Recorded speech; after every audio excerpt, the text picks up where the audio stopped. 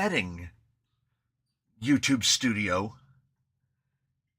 Explain to me what the setting is, because I get an error every time. And also, while we're at it, now I just have to enter everything and use Google Authenticator every time I open OBS. So I don't think, I no longer think that this is a software versus software. I think YouTube was like getting like assaulted, right? Like by non-do-gooders. So now, who gets punished for that? Well, not the ne'er-do-wells. The average Joes now have to log into everything manually every time we boot OBS. Kind of like how food ordering apps on your phone don't store information anymore. You have to input your credit card or your debit card every time because they got compromised so many times. It was just easier to make us do the work again. So now I just know, like, the stream for me starts at 11:30, which is when I come out here and make sure that I've vacuumed up all the dirt from the previous day of Beadlock Thursday. Like 13 sets of wheels on and off yesterday. And then I get OBS ready. And it's been, it's trouble-free on the software side, but then we have the whole YouTube ingest server thing where I have to re-log into everything. With two-factor authentication twice. Once to log into OBS itself, and then the other time to log into Studio so that I can actually use the chat and see my own analytics. So at least I got that going for me, right? Right. I didn't realize it until it was pointed out. And I think it was one of the people here who we've been discussing on the Discord as of recent. Mr. Hurley, I called it the Red Rider. You're going to shoot your eye out, kid. The curse, there was a dark energy. And I finished it and I put it together and I shipped it out a good long while ago. Like, it was shipped out. There were still 2 episodes of it that hadn't aired yet. 48.4 and 48.5 had not aired yet, and I shipped it out. And he was supposed to receive it, I think, Wednesday. And it claims to be out for delivery again today. So the whole thing just keeps continuing. Just a spiraling circle, spiraling outwards of that thing, which there's some kind of dark energy in it. And somebody said, have things been going better since it left? Honestly, yes, they have. I don't know. Did you miss anything? No, not at all. I really liked that build, but I was bummed it kept breaking like that. Yeah, it just, here's the problem. He ordered the world's cheapest AR-45Ps, and they were what they were.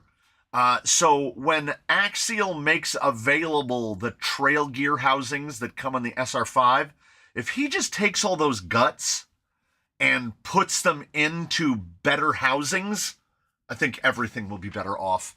And the same goes for that Tulo. That Tulo spun the middle gear off the swage and will probably eventually spin one of the other gears off the swage. Luckily, it's not that big of a problem. Just never order that fake Tulo that has the acrylic back on it. Like, they don't try on those. Just get the all-metal ones. I'm still... Lolo has one. There's another one. I have 3 of them total. The one in Zoidberg is the real deal. It's an actual Tulo that came in a box of stuff because somebody must have paid the money for a real one and then realized, how am I going to mount this in anything? This thing doesn't cooperate with anything that I own. which is, you know, why the number of rigs in the building and in the fleet with Tulos is capped now. No more Tulos. We are there. We have so many. The OD3 is just such a better option if you need underdrive, overdrive, and LCG. So this guy, I ran him around outside for a few minutes, just a little bit earlier, just to try to knock some of the dirt off of him.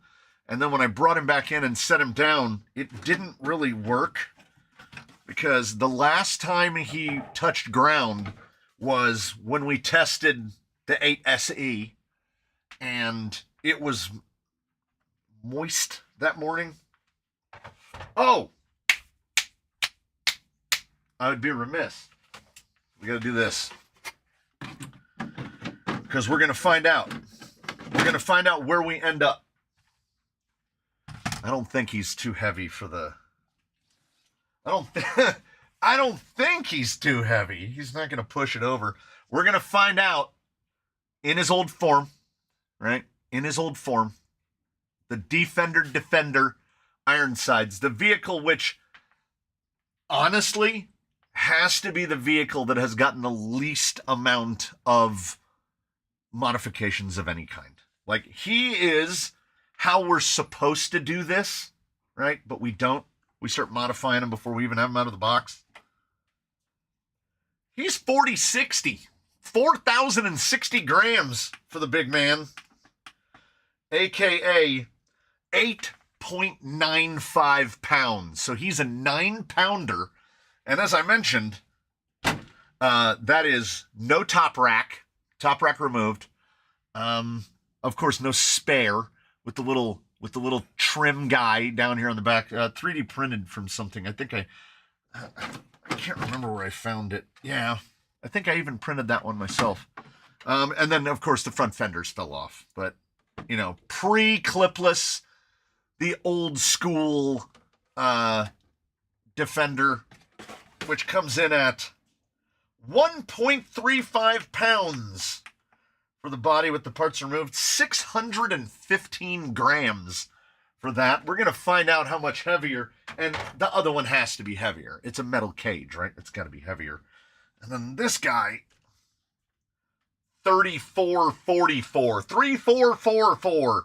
And as you can see, we've got a metal motor mount to assist us with the SE nonsense, the 8SE nonsense. Good old MKS HBL 550 up front. Loud, noisy, but so strong. So strong. My Centon, my 6S Centon has an HBL 550, and I've got an HBL 550 and one other thing. As far as go fast stuff, great. We've got one of those dime store translucent case servo. The 2-speed servo on this guy burned out within an hour of his life. Like, he ran maybe a battery pack, and then the 2-speed servo just stopped working. So I took this one, which just happened to be in the drawer. This long predates the like little Injora 7kgs. So I didn't have anything to fit the micro spline. So I glued the little servo saver adapter onto the servo, and it has worked ever since. Like 5 years. 5 years. Like this. And it should have any room? No. No. I'll clear. How about I clear a spot? We'll clear a spot. There's no room for these wheels or tires on the rack. That's okay. That's okay. Ugh. Yeah, the odds of you seeing an SCX30 on here, you would think, here's the thing. You would think that there would be some crack in my anti-micro armor brought about by the fact that the SCX30 is basically a remote-controlled stomper. But I'll say this. The chances of you seeing something whose name begins with SCX here on the bench, the odds of it being followed by a 6 is a whole lot higher than it being followed by a 30. Like, I would love to, if I could get my hands on, what do they call them, AR90s? Is that what they call SCX6 axles? I'd build something around those axles just to give me an excuse to buy some absolute whopper tires, man. I still want to order a set of SCX6 Tusks, the 2.9 Tusks, the 7-inch tall Tusks. I've wanted to put the 7-inch tall Tusks on RoboKitty for like ever, but $200+ for wheels and tires, not counting any kind of insert, makes me go, well, maybe not. Maybe not.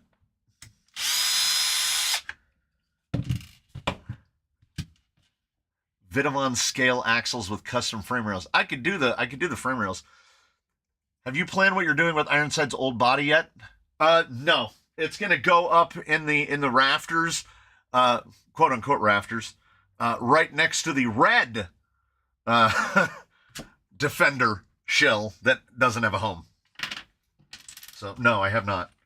I just knew it was coming off. I've got a rear axle for an SCX6 I can send in. You know what? That gets me that much closer. Because the man from Oklahoma has shown those images of that. Basically, they just upsized that custom chassis that he has and built it all off of SCX6 parts. And the whole thing is basically SCX6 sized, and it weighs like 11 pounds, which is crazy. I'd be down for that.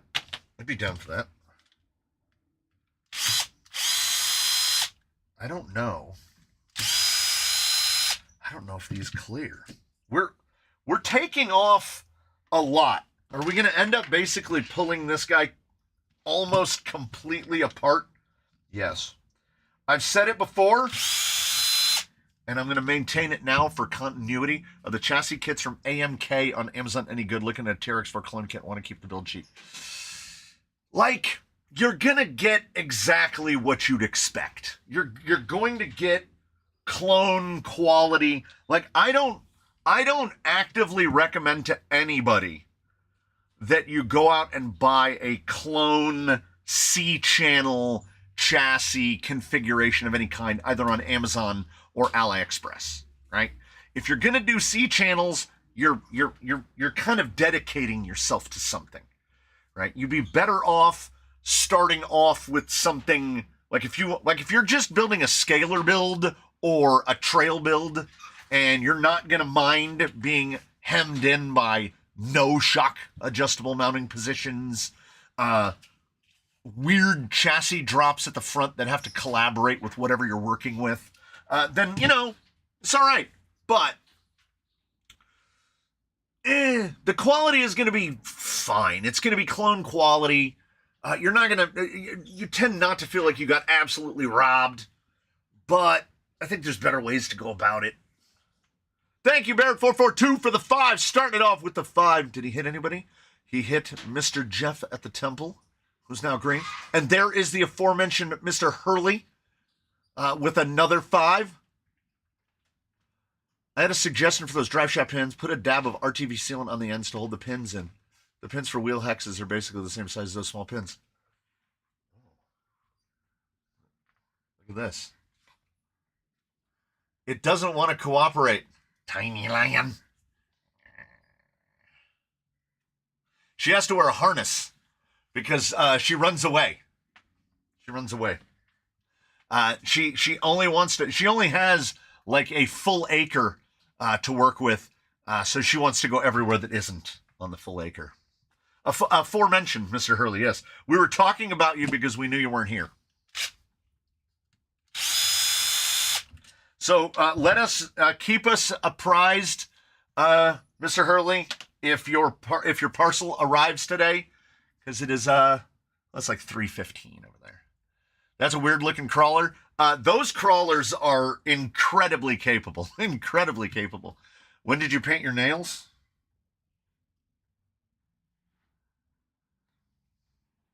I I mean, they might have a little bit of overspray on them. That paint, polycarbonate paint, well, the Glidden, I guess fingernails are pretty close to polycarbonate because that stuff does not come off.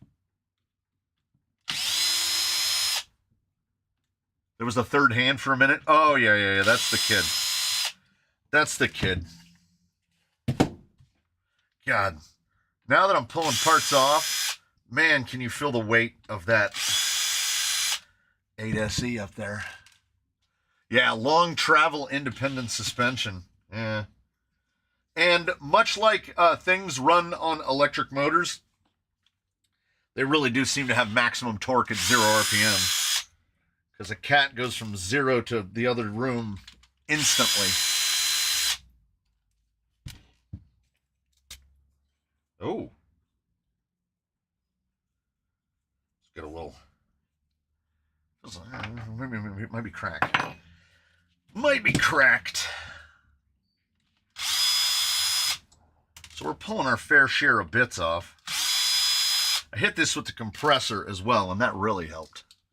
Cats are soul suckers. Actually, cats were thought to protect. They were actually soul protectors. That's why the Egyptians worshipped them. That no suspension stick micro chassis from Boom Slang was weird as hell. Doesn't do anything for me. I am not familiar because, you know, I don't dabble. I don't dabble in the unspeakable sizes. Boy, I cut those. We're gonna have to find something very specific for those to mount on.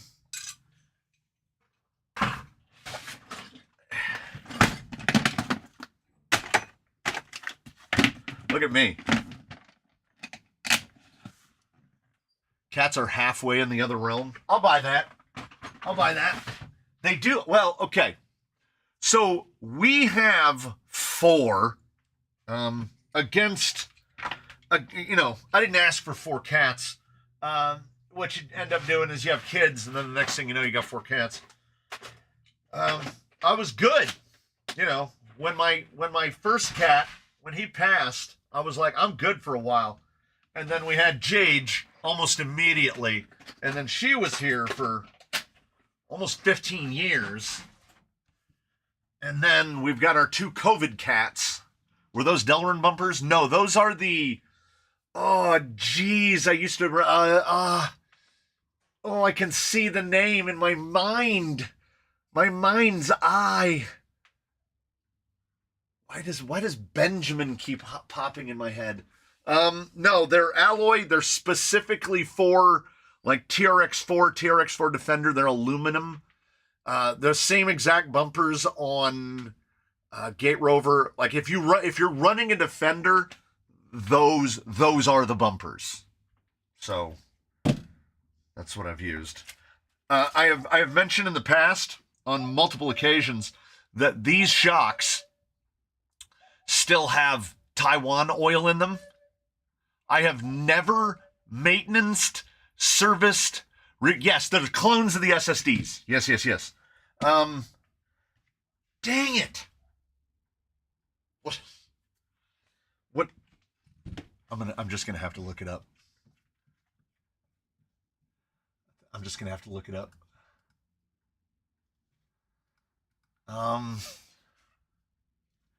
Why?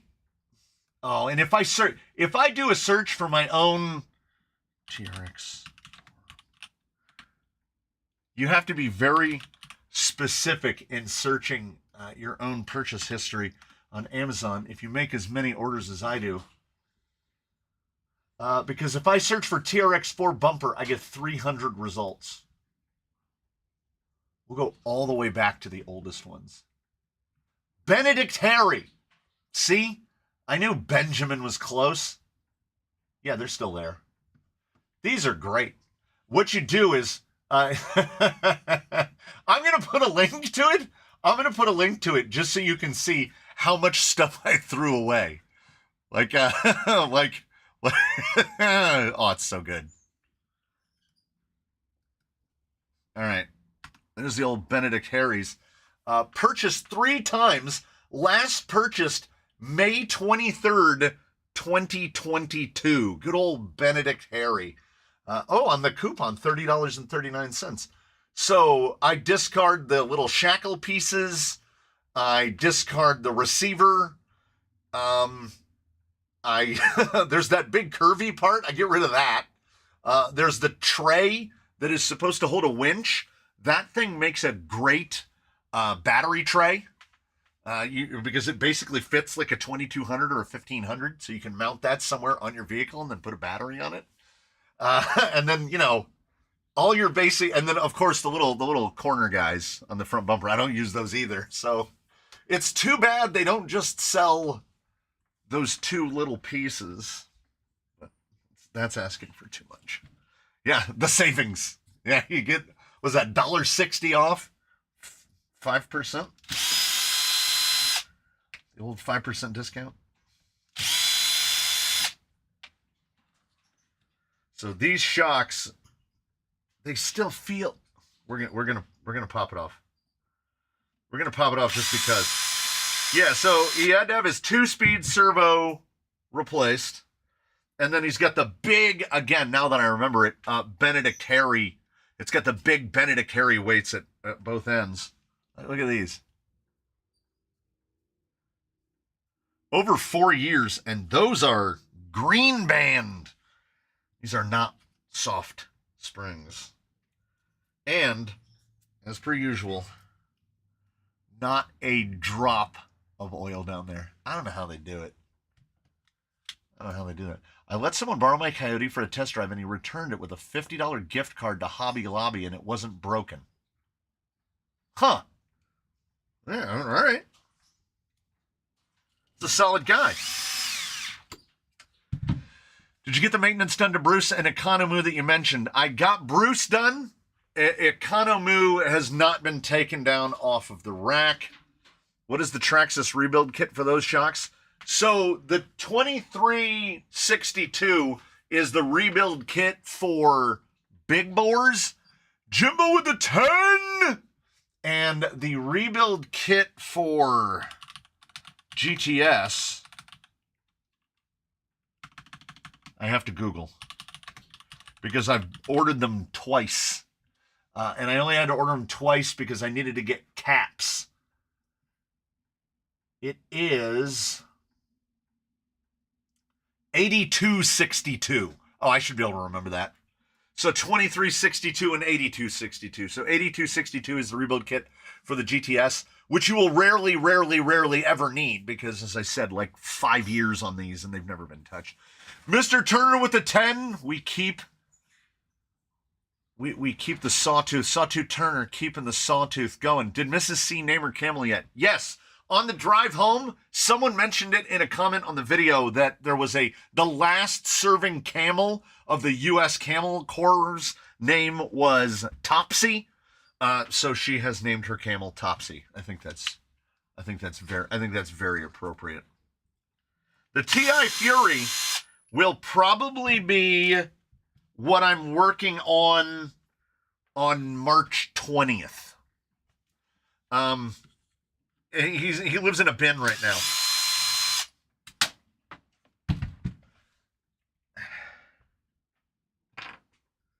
Look at the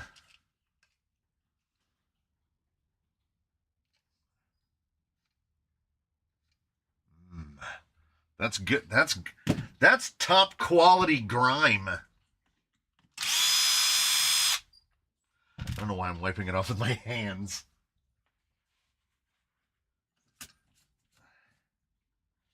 As long as everything doesn't fall completely apart.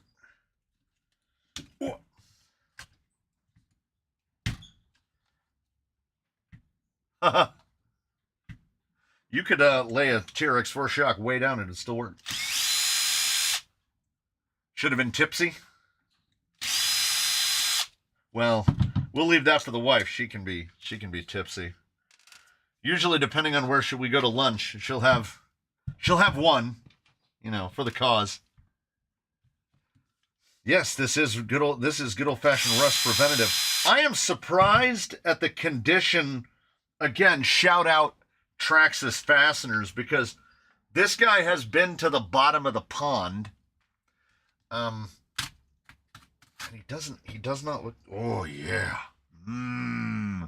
That's that color.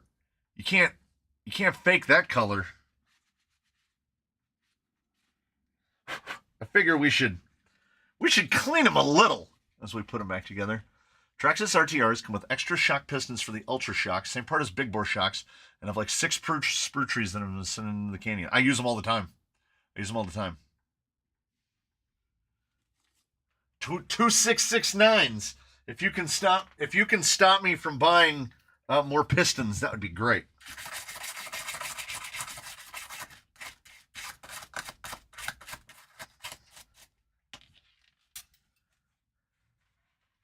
What is a good 4.5-inch Swamper style tire? The Injora Swamper is a killer trail tire. I want something better suited for crawling. 4.5 is tough. Like the industry does not support 4.5.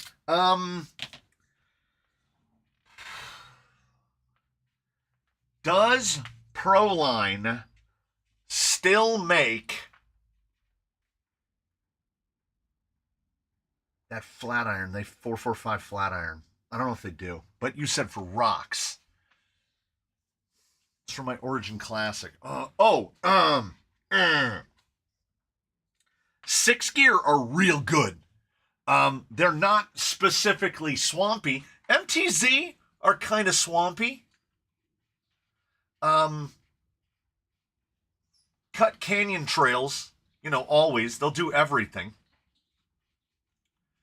I just, like, Swamper style is not something that I go at rocks with. That's a good question. I wish there were more 4.5-inch tires. Yeah. Watched last week's live stream on Saturday and heard my name being called. Was someone looking for me? I don't remember. You were brought up. Somebody asked, where's that one guy? And I think the other British guy said that. I don't remember what he said either. I also wish there were more 4.5-inch tires. I mean, we do have a fair amount of tires that list themselves at one size, but are in fact the other size. A mounted canyon trail. Now, I know that the 6 gear are definitely more canyon trail than they are swamper, but yeah, see, we're at 4 5/8, so 4.62. And once, no, get baselines. There's a difference for you. So there's one. And then here's one of Baseline's canyon trails. He's under 4.5. He's 4 3/8. So Baseline's canyon trails are down to 4.4 inches tall, and he's not portaled. Like, because if it was Swamper-esque, I would say, champs, Deepwood / champs, but they're not the ultimate rock crawling tire. They're not the best at that. Trying to find that tire that does all the things and isn't named Tusk is the hard part. I mean, if you consider Tusks to be an option, Tusks are always an option. Have you tested a cell? I tried to order the whatever they are, the ones that they show on the pre-runners. Is that the pro lines that they show on the pre-runners? Are they BFG KOs or whatever they are? I tried to order some, and they were out of stock. They were out of stock on A-Main when I put my last A-Main order in, and the seller on the availability on Amazon, the seller wanted like a premium. They wanted more than retail price. Oh, if Tusk is an option, Tusk. Are super bouncers good for rocks? they're okay. They're not great. They are a nice all-rounder tire. Think of them as your very economical, like Baja Pro X, like something like that. I hate when they do that on Amazon. So do I. Like they're trying to roll it in. Tried so many tires on Franken Defender, keep ending up back on cut and step Canyon Trails.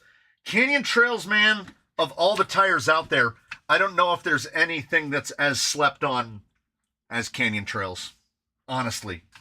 Like, people will take them off and sell them or give them away before the rig has ever even touched the ground. And I'm absolutely fine with that because that means more... Still so smooth. That means more Canyon Trails for me. I will take all the Canyon Trails. I just drilled and tapped 2 holes into the chassis rails. That's what? Probably like a 10-3, probably from a 10-3.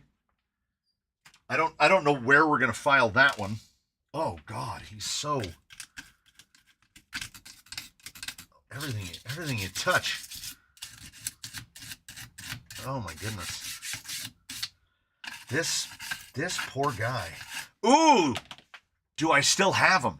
Do I still have them?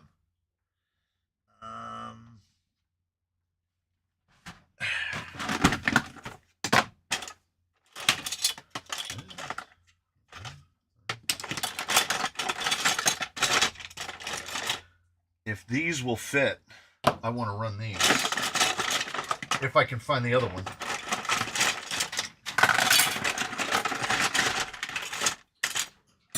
I don't like rock sliders that much, but if we got to run them, let's run them. Yes, more than a little bit of cleaning on the TRX4. This poor guy. I don't think this has been cleaned ever. He is in... he just gets driven and quite literally put away wet. What spur gears work with the element stuff again? The regular hexagonal associated spurs? Yes. You can use anything that is marked Octalink. You can use the 30... Now see, I was just talking to a guy yesterday about this. So, this is old-timey.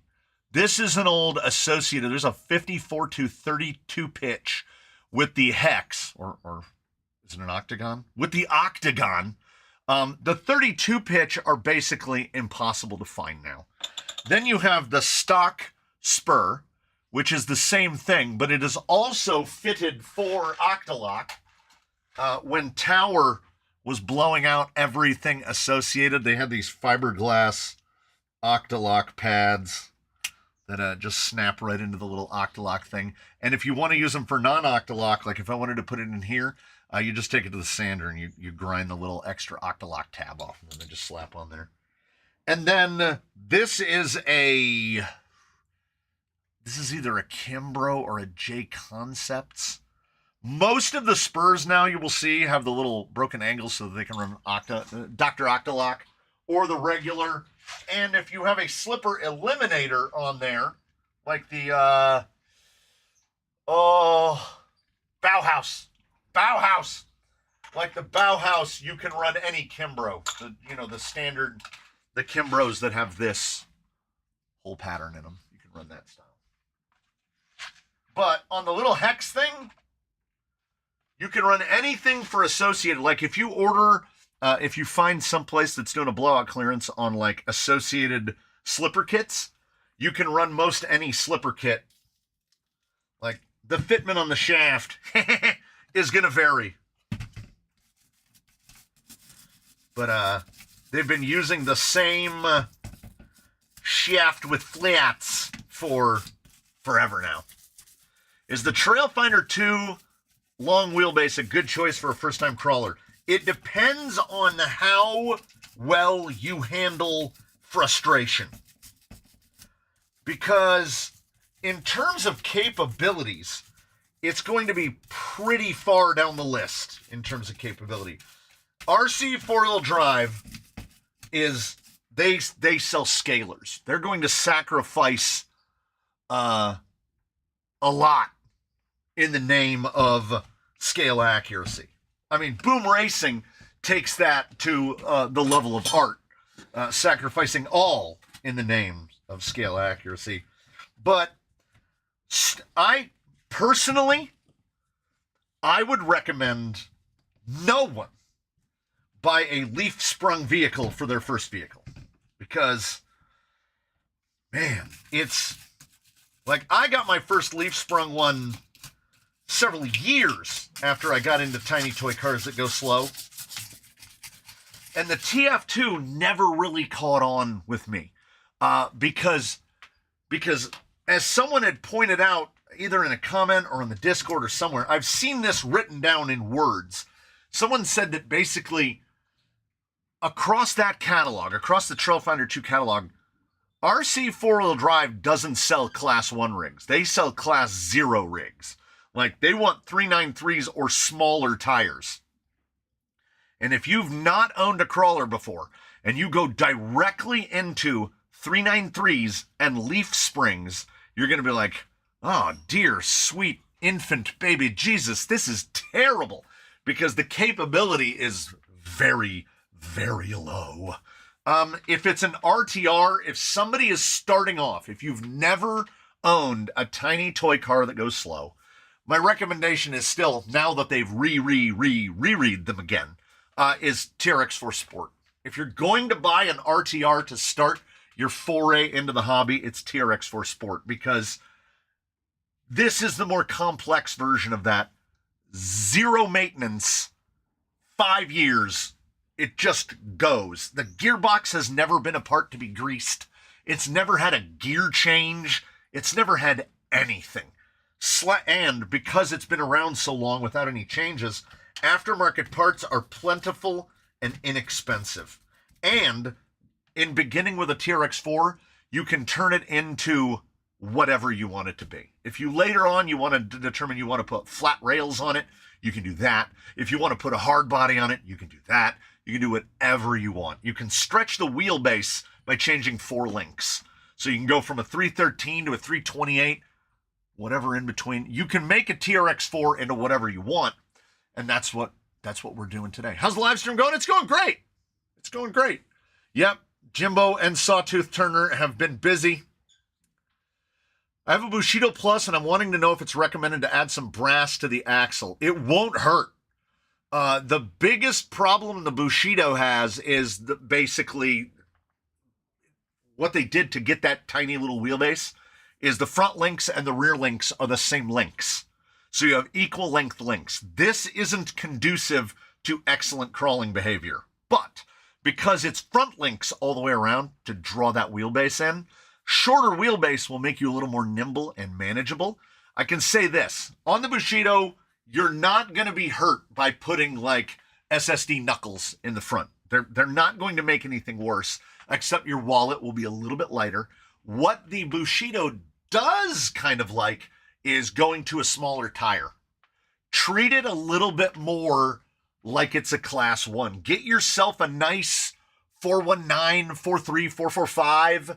My neighbor drove his Bushido on 393 Tusks, and it was alarmingly capable because that Element platform doesn't have the lowest center of gravity. But then if you put smaller tires on it, and it's pretty good. I personally wouldn't recommend going below a 4.19. But yeah, front weight on a Bushido is not a bad idea. It'd be interesting to see a Bushido with a skid forward tiny front link chassis. Yeah. The skid relocator. I want to do that. I want to get a hold of his Bushido. It's still here in a box. This is the skid relocation kit to be used on that Bushido. We'll get to it. Because if I can scooch that skid forward, shorten the front links and lengthen the rear links, I think that thing will become a monster. Because it'll be nice and short and maneuverable.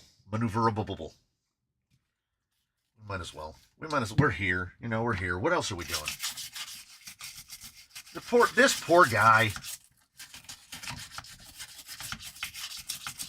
This is how you can tell that a TRX4 has lived its life with the stock componentry. There's like no scratches up at the front of the rails because the skid comes down so far below the rails, there's no way to get it all scratched.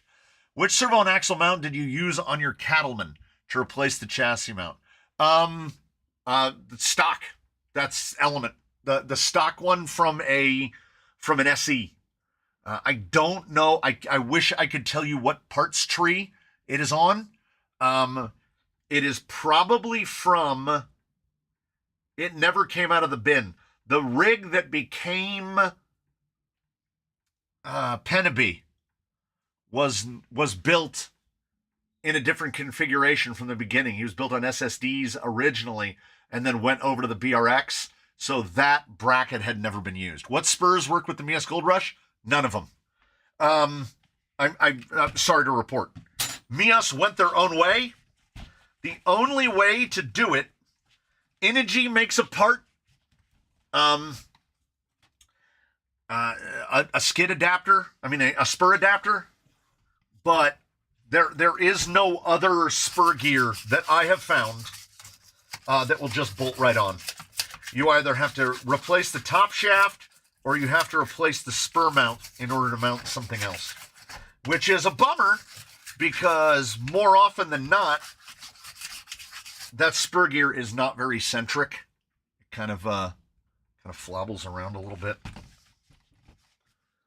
On Amazon comes with the plastic fuel cell. There it is. Yeah. TRX4 Sport build side to side is 50-50. Crossweight is 50-50. Front to back is 58-42. Is it worth putting on brass portal covers? I can't. Let me tell you, Bobby. I don't know. I don't know. So it's a sport. So I'm going to assume that you're running the same sport body. A little bit of weight in the front. A little bit of weight in the front is never going to hurt. This is the only thing I clean rigs with. We haven't cleaned here, but we've cleaned here. We haven't cleaned it. Pledge, man. And it smells good. And it stops dust from building up, at least for a little while. Now let's see what I'm missing. I did the servo mount. I wish Traxxas had a straight axle TRX4. We all do. I've said many times, and I'll say it again right now, if Traxxas released a straight axle crawler, people would lose their minds. The skid plate hits the stuff so the links don't have to? Yeah. Because, well, I mean, the front links on this thing are pretty beat. They're pretty beat. They're not just a little beat. What fake TRX4 axles are the best ones? Yeah.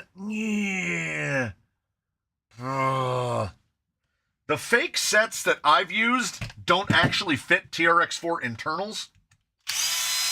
So I'm going to say the best TRX4 axles are the ones you buy from Jenny's RC in Egg Harbor, New Jersey. Because under $100 for a front and a rear axle. And yes, there are kits to convert to straight axle, but it will cost you more when you can find them in stock.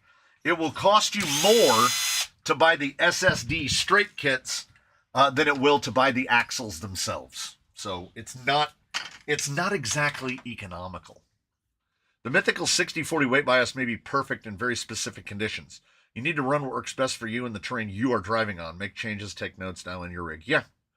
I drilled the holes in a belt drive for my Gold Rush spur gear. Wasn't fun, but it's pretty. Yeah, that will work as well.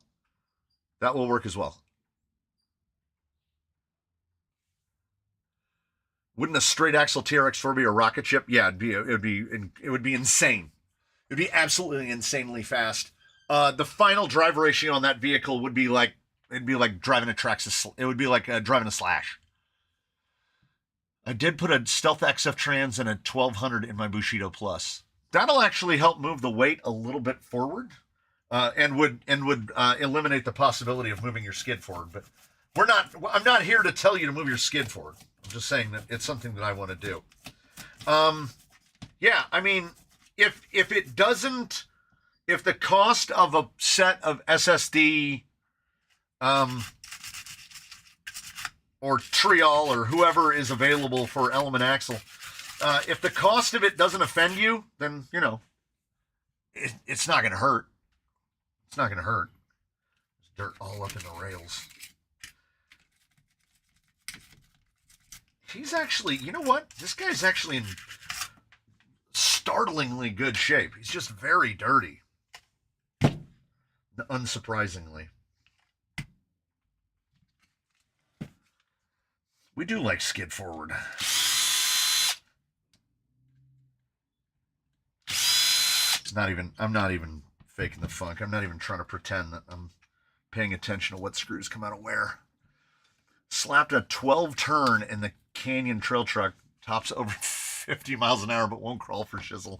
Yeah, a gentleman was here yesterday driving and said that he met a guy out at the trails that had put a 5600 kV, that's very yellow right in the middle, had put a 5600 kV in his rock crawler. And apparently all it did was cog all day because it wasn't even censored. You know, they're out there. I've been meaning to clean my night walker. Went on a 5.3 mile hike Saturday and still haven't cleaned it. Yeah, I know that. The pickle just gets his battery taken out and he gets put back on his shelf. No maintenance. Yeah, 5600. Mother of God. Yeah, I don't know what would compel anyone to do that.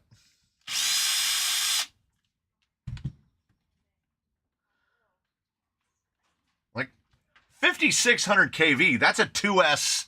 That's a 2S motor for speed. Like if you're planning on going fast and you're running 2S, that's what you put 5600 kV in. Now, what I don't know, and I'm gonna have to make. Oh no, I have a Sendero and an Ecto. Oh, this is an all element house. The wife doesn't want dirty trucks in the house. They live next to the door usually. Yeah, get yourself one of those tiny pressure washers and just wash them outside. Most of my vehicles have never been in the house and never will be. 8 inches. I have both sets of fenders, but I don't know which set of fenders is the set of fenders that I should use. This vehicle has never had fenders mounted to it. We're gonna find out right now, though, aren't we?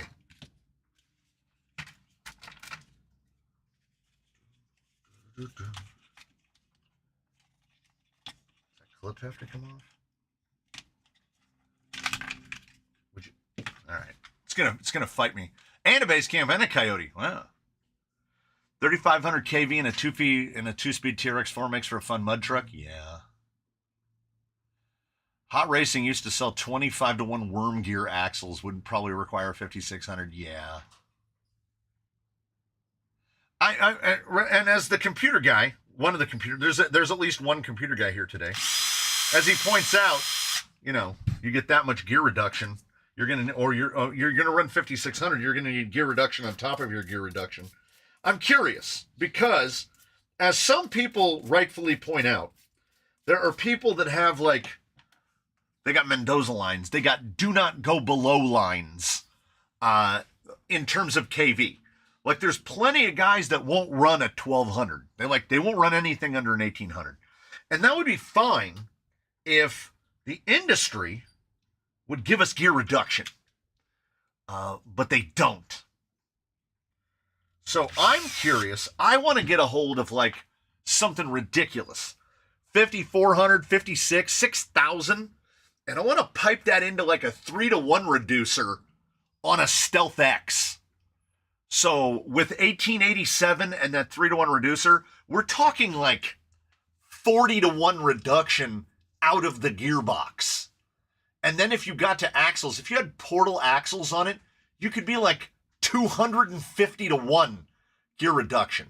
Now, where does the point of diminishing returns exist in terms of this motor is really winding it out and the gear reduction is really slowing it down? We have all the mechanical advantage in the world.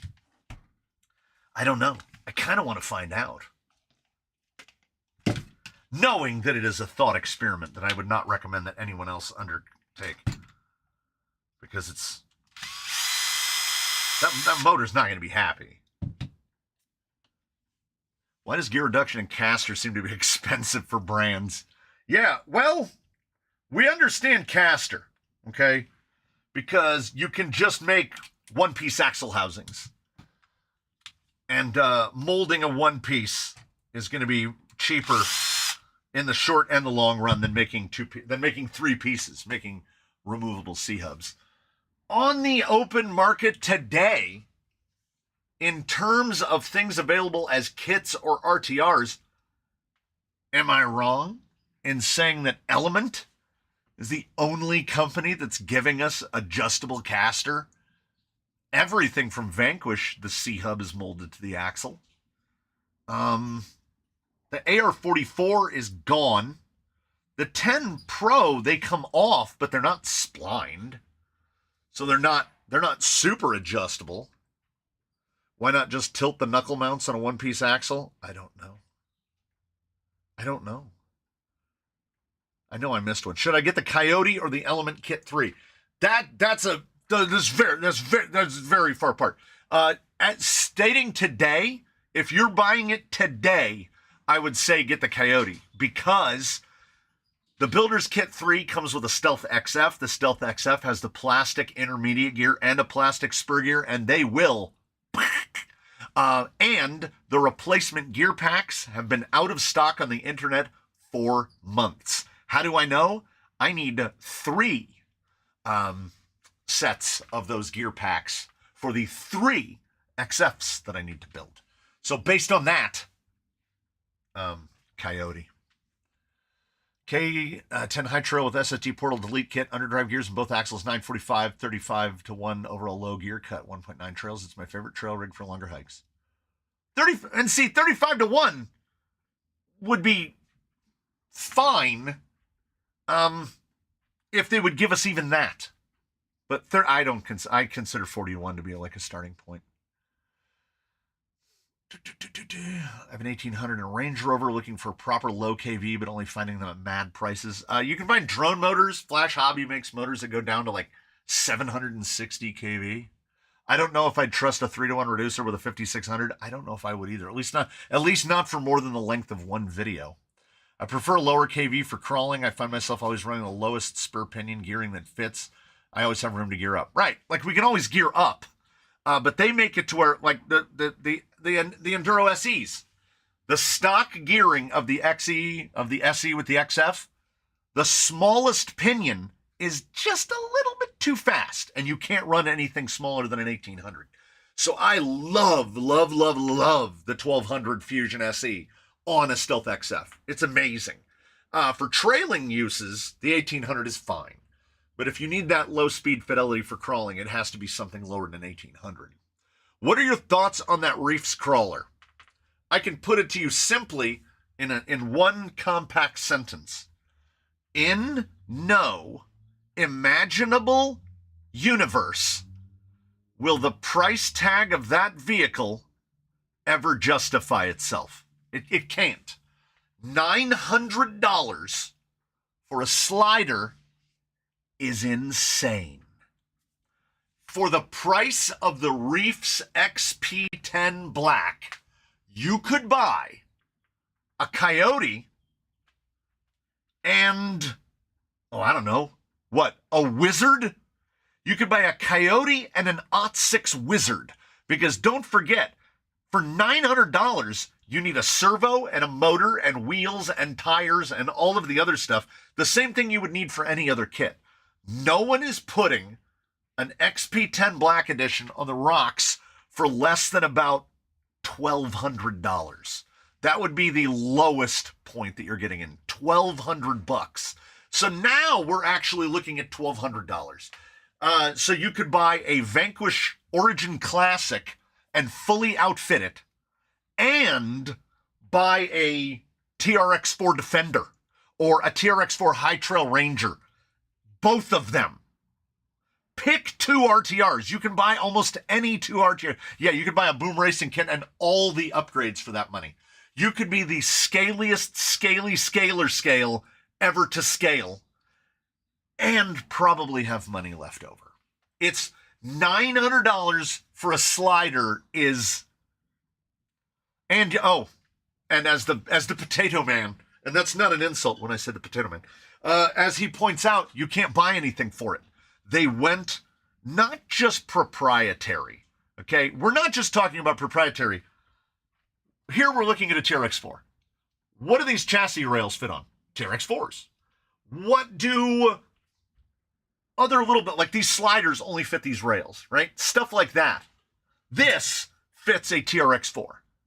But this is an aftermarket part for a TRX4.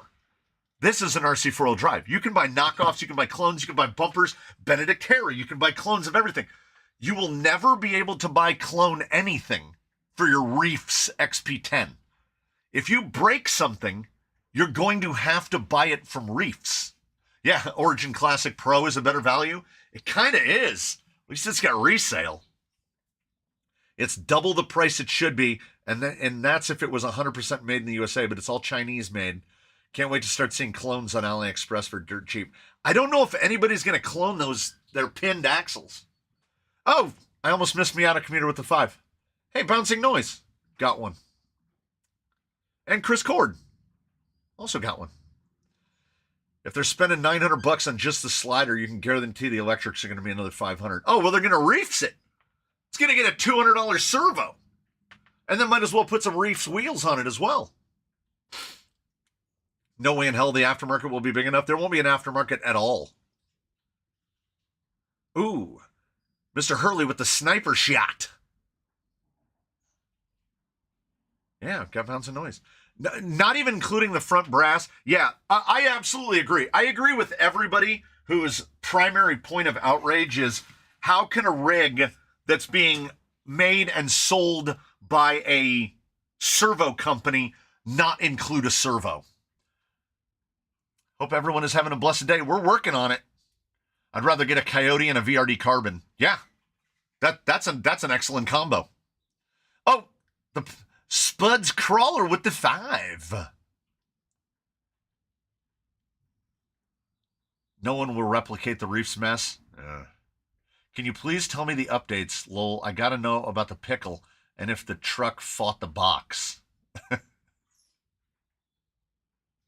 The Reefs Plague body is enough of a disgrace. It didn't need its own slider. We got a real 1-1 full-size seat Ibiza for less than it would cost to do the full Reefs business on that slider. How does it not come with a servo? Okay? They got me again. I spent money that I don't have. Because I was on AMain, aimlessly browsing, which is a thing that I do, and it's not good for me. Okay? So I'm on AMain, and I'm trying to get my cart up to an amount that I would consider, oh, hey, I would order this, right? Because, like, I don't like to get in the car. Who just bought it? Sandblasted Zimba with the 20. Look at that.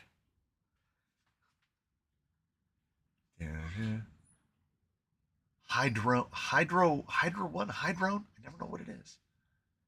Looking to see if he hit any of the usual suspects. So you won't be doing a quick view on the XP10? It doesn't look like it. You read the comment out loud but didn't answer? I already forgot what it was. Ask me again. The 20 scrolled it off really fast. I did read the question and then I got distracted. Oh, so a couple days ago, I spent $500 that I don't have. I put it on PayPal buyer credit, on which I have never spent a single penny on interest because I pay everything off. 6 months, no interest. I understand it's a trap, but I understand it's a trap, so I don't fall into the trap. So I keep abreast of it. February was a mad month. February was mad, okay? I bought the thing we're working on today. I spent a lot of D1RC money in February. I bought a lot of stuff, and I put it on credit because I'm like, I got 6 months. To give you a little brief insight, I have to pay off in between now and the 7th of August, which thankfully is far enough away, because this is March 6th. So we've got March, April, May, June, July, and then August comes up, right? 5 months. $2,000. I spent $2,000 in February. $2,000. And then what was the last thing that I did in the month of February? I paid the federal government $2,800. February was rough, was rough. We go back, and I am on A-Main, and I'm looking for something to fill out an order. So I click, show me the new stuff. And I come, and it brings up the new stuff, and the damn J Concepts reactor is available for pre-order.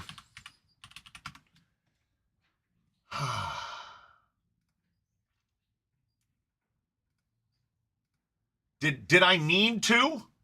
Oh, that's fun. My web browser isn't working. Yes, we will be building. We'll get some stuff done on the TI Fury on the 20th. So yeah, so that, right? The stage 2 Wolf, because look at it. Do you see right up there at the top that they give you a free servo, and it's eligible for coupons? I pre-ordered this on March 4th. Do you see how many points I get for that? 1,100 points for that. And a free servo. Yeah, I put another 500 on the PayPal buyer credit. That's going to be, and I'm going to wait until you see the elaborate drop hitch for the trailer that I'm going to make for that thing. And I might end up building the entire trailer from scratch, because I want a trailer that can tow at least like the twins. I want a trailer that will haul at least the twins. It's going to have the full, I'm going to have my kid figure out what the Crawler Canyon livery is going to be. I know we like Kelly Green around here. Yeah, he's going to be the Canyon mascot that will drag things around. It's going to be great. Yeah, we'll do a whole build along and everything. So I did my pre-order. They already shipped the free servo. Am I going to take the reactor up Slick Rock? Absolutely. I can't even remember if I still have my 880. Do I still have my 880? 1080. 1080. Did I give away the 880? I think I gave my 880 away. Well, maybe we'll put 2 fusions in it, you know. So I'm not going to use it for racing. I'm not going to use it for anything that it's intended to be used for. But as soon as I saw it, I've never owned a clodbuster. There was something about it that lured me like a siren's song. And when I saw that it was available, and then somebody had to point out, I got $100 off on it. I had $70 in store in points. $70 worth of points, and then the coupon. So it was $100 off. It was $504 out the door. So, you know, I'm talking myself into it. I'm talking myself into it. Can't wait for your D1RC builds. Now, are you messing with me? Because I feel like I answered that. We're doing one right now. And I self-justified the reactor. It's leaf springs. We don't have enough leaf springs here. I mean, we got Bruce. Do you ever... I mean, I know you do. Oh, these might fit the wides. Do you ever get earwormed real bad? I got earwormed real bad this morning. Oh my God. It's not, I can't shake it out.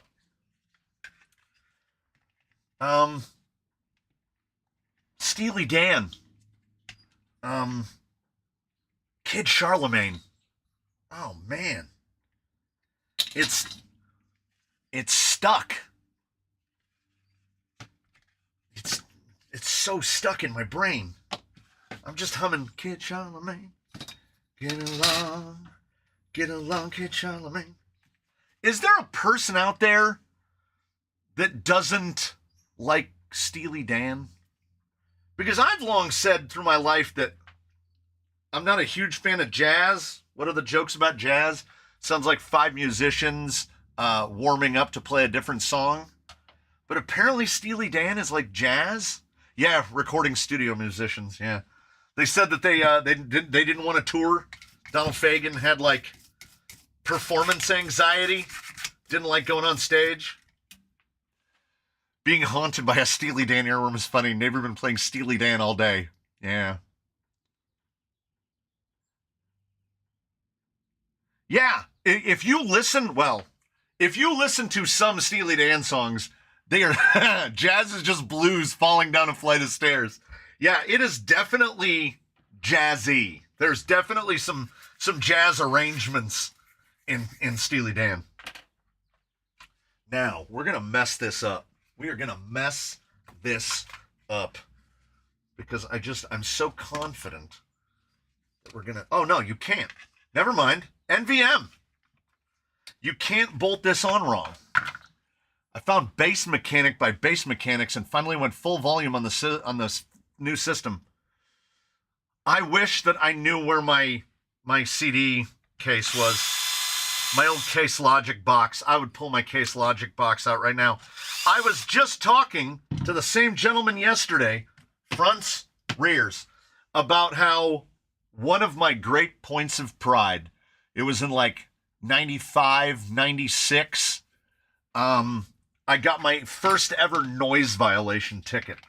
I had driven to the scenic town of Moreno Valley in probably 95 and to go to the warehouse because that's where you had to go to buy CDs because the internet was a baby. And I was there to pick up my copy of Bass Mechanics Quad Maximus. And I got up to what I remember to be track 3, Lock on Target by Bass Mechanic. And I got pulled over by a motorcycle cop. And he said, I don't know what you're listening to specifically, but I could hear someone saying Lock on Target. And I was all the way down the block. And I was like, yeah. And it was $45 at that time. It was $45 for that ticket. And it was a not a citation. It's like a code infraction. Like it doesn't go on your record. Oh, and by the way, Sawtooth Turner with the, how many did he hit this time? With 10. So I still, point of pride for life. If you get pulled over for loud stereo, for having a loud stereo, you ride it out, you know. Because like nowadays, people get tint tickets and they don't take their tint off. They just pay the fine. Is that what it is? One is a fine and one is a citation, or is it the other way around?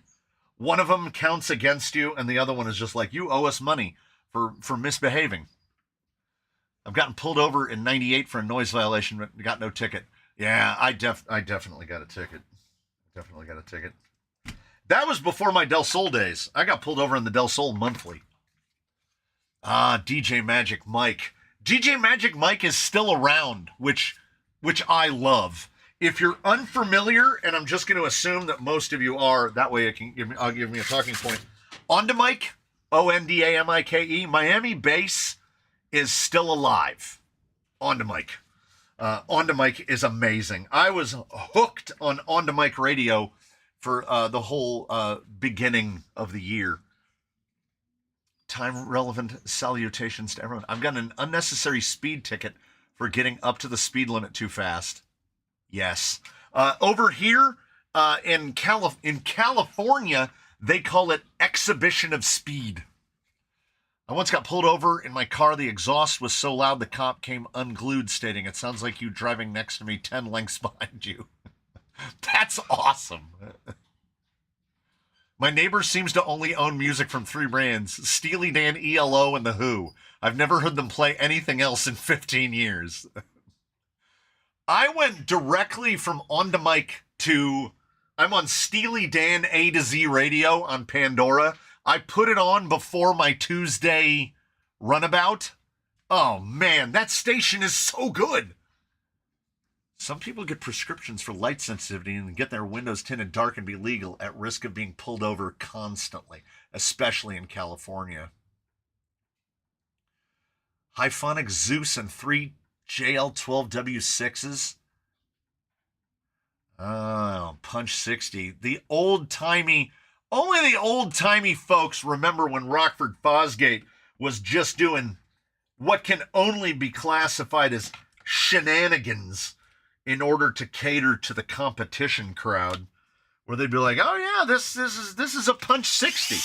It only makes 60 watts," until you bridge it down to like half an ohm, and then it makes like 800.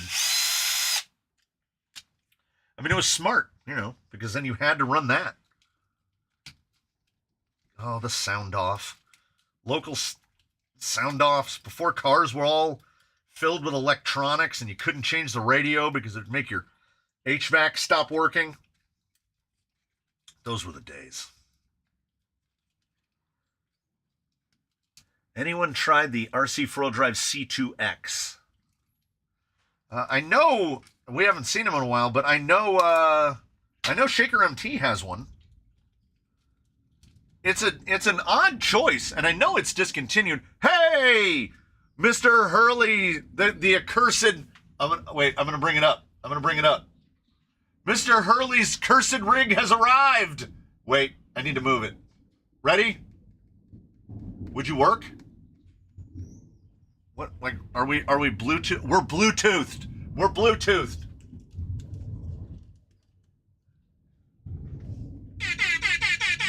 That's all I wanted to do.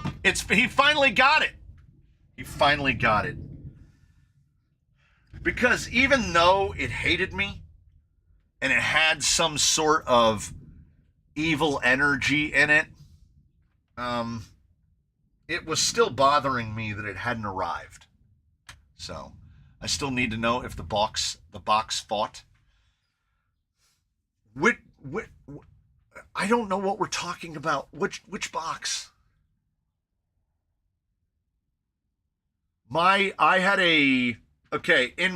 Mitsubishi days, I had 2 Fosgates. I had an 800A4, and I want to say a 400A2. Those were the kind of pill-shaped ones. And the 800 was bridged to run 2-channel, and I was running 2, I want to say they were 12 JL12W6s as well. Yeah, dual voice coil. Yeah. And then Memphis Bell in the Honda, and in the Scion, I have a pair of Infinities. I've got a 4-channel Infinity, and I've got a 2-channel Infinity bridge to run. I think it's running 2 mono into a pair of Infinity. Those ones that had the adjustable cue, where you could put the tool in there and turn the little thing, and it's running it, and the magnets are like this big, a 10-inch sub with a magnet like that big, that you couldn't get rid of. Did you fight your box for its last stab at you? No, I picked a little bit bigger of a box. Remember the stupid boards on the bottom of those? You had to flip them around and swamp them to change channel configs and such. Oh, the Memphis Bell. Huge amp. Yes, it was. I want to say it was like 35 inches long. The dark clouds arrived at the same time as the truck. You know, I miss car audio a little bit. I miss it a little bit. And then I think about it a little longer and I go, nah, you don't miss it. You don't miss it. It's nostalgia. It's definitely nostalgia. I feel nostalgic for it, but I don't think I actually miss it. We're putting a battery tray in, just in case. Because I don't know if the way this thing sits, I don't know if we're going to be able to run a battery in the front.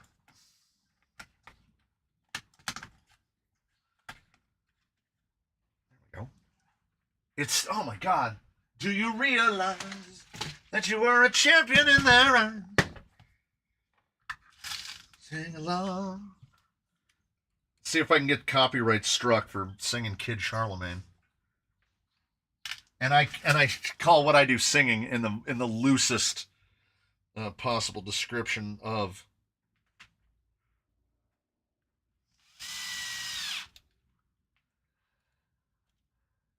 Went from Steely Dan to bass and car audio, yeah.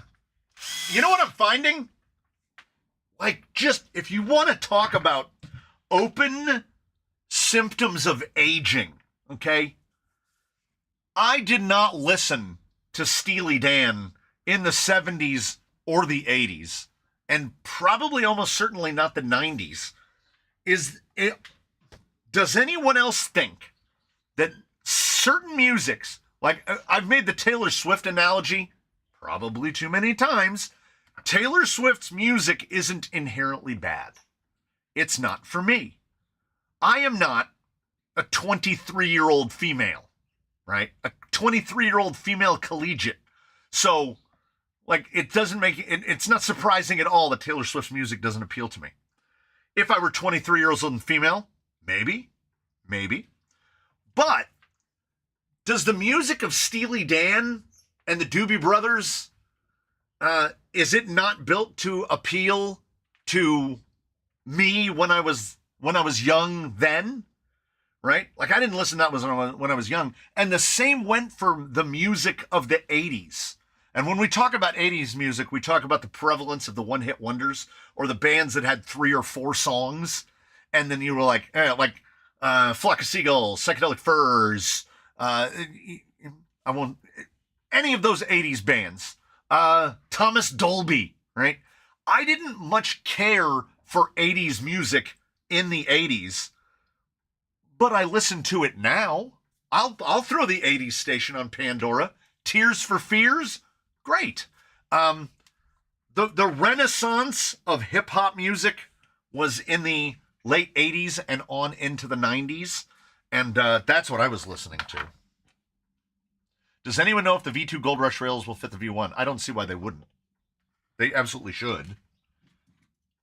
Someone was over here driving a V2, and only if you look, if you go, oh, do you realize it's even a V2? So 4, and it should be a 12. It should be a 12. It should be a 12. We're going to find out if it bottoms out. We could lean these shocks down a little.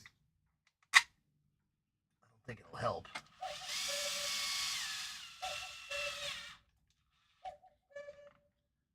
All right. Oh. No, it should be all right. It should be all right. We should be okay. Yeah, you know what? I think we'll be all right. Did you ever finish Gary Busey? No, haven't touched him. Haven't touched him. He's still sitting up there with no drive shafts, no wheels, and no tires on. I don't think we ever appreciate things in the moment as much as they should be appreciated. I kind of agree with that. There are musical tastes we avoided that sneak in over time. Yeah. Dubstep. Always. God. Nero is one of my favorite musical acts of all time. I listened to, oh God, I don't know how many hundreds of hours I listened to Nero last year. Or Pendulum. And when Skrillex dropped 2 albums in the span of a couple weeks. Or Excision and Datsik and on and on and on. I often wonder if there are other folks out there that have music tastes as schizophrenic as I regard mine to be. Where, like today, it's Steely Dan A to Z radio, and tomorrow it might be On to Mic, and it might be Pendulum, it might be Nero. I think that needs. Oh, that's not lined up at all.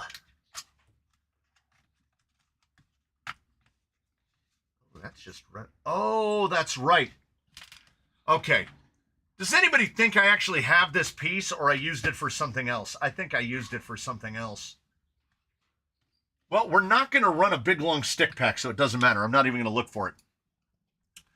There's a little, when you get that Bauhaus, it comes with a little U-shaped piece. Who is it on? It's on a rig. I don't remember. It's on a rig. I used it for something else. How would one go about sending in a rig for a treatment in the Teresa series? You send me an email and say you want to send one in, and then I'll tell you what to do, and then you do that. And I can't afford to ship it back to you, so it's shipping both ways. But if you do want to save money, we can do a thing where I can purchase the label. I mean, it's a headache. It's a headache. But I get rigs sent in, and then when I send them back, I spend half as much to send them back because I don't pay counter rates. And I understand that people just largely don't ship things anymore. Like people don't even own the stuff to like print labels, and I ship stuff all the time. Yes, and as long as it doesn't have a Tulo and AR-45Ps, that is correct. How much would it cost you to build another Voodoo Ranger truck? I would love to buy.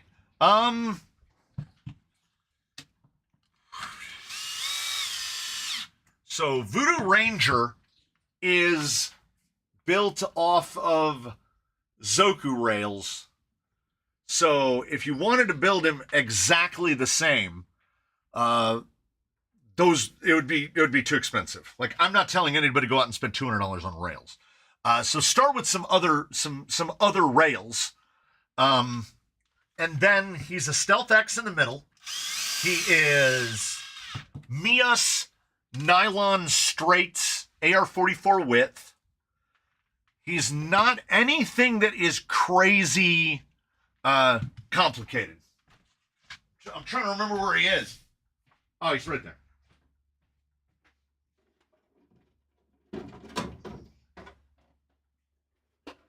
So he is still the kind of the undefeated, right?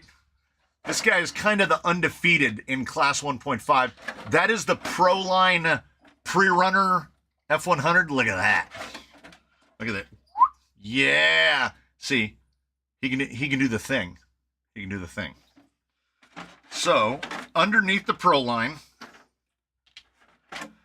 as mentioned, he's a ZRD. So it's Zoku VRD. Mias nylons. All the links are sourced from wherever.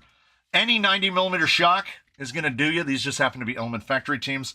Stealth X in the middle. And in order to run the Stealth X, because these chassis rails weren't designed for it, you're going to want to run an outrunner because otherwise the motor is going to be too long. It doesn't have to be a dynamic. You could use a Stumpy, Deluxe Stumpy, if you wanted. But I would say secure 70 amp combo would be the way to go. He's got the 120, which isn't explicitly necessary. And then there's just nothing fancy. He's using VRD mounts, front and rear. He's got VRD plastics. You can buy the bag of just VRD plastics. Talk about shocks. Give us the update on the Pickle, how the Endura shocks do. Are they worth it? Oh, that episode hasn't aired yet. The Endura shocks are freshly installed on the Pickle. They have not been run yet. They will spend at least a month on there. So at least 4 trips out. And then we will get the long-term input on them. And I'm going to run them. I'm going to run them for 4 outings, even if they barf all their oil out early on. And they should be pretty good. They feel pretty good. But yeah, building one of these yourself to build it exactly as pictured,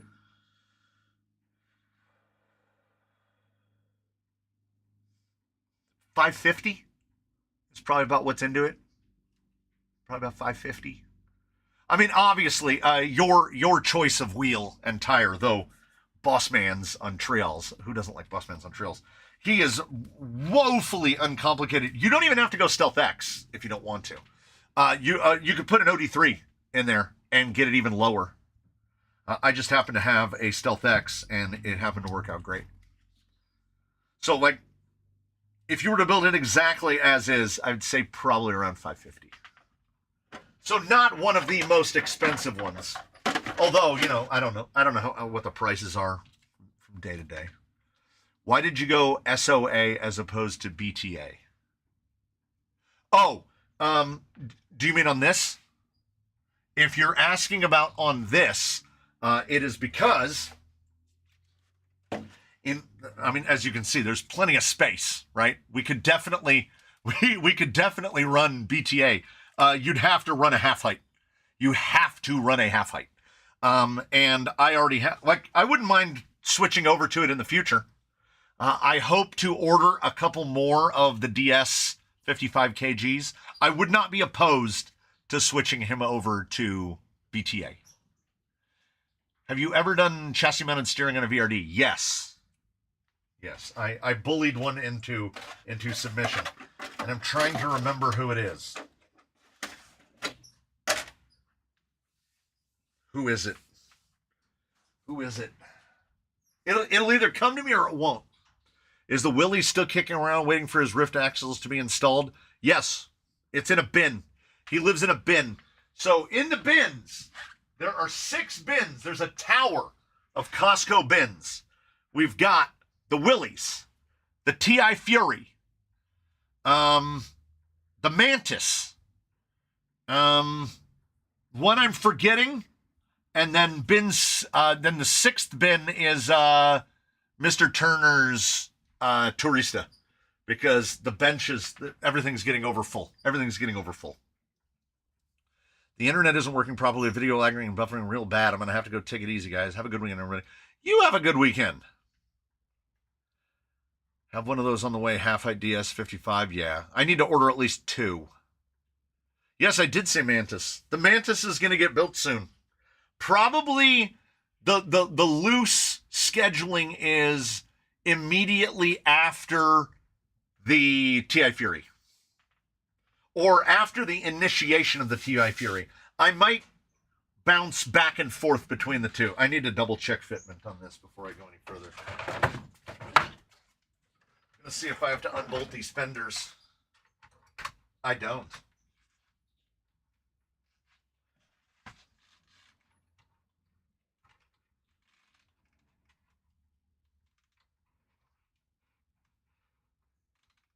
Do I? Or do I?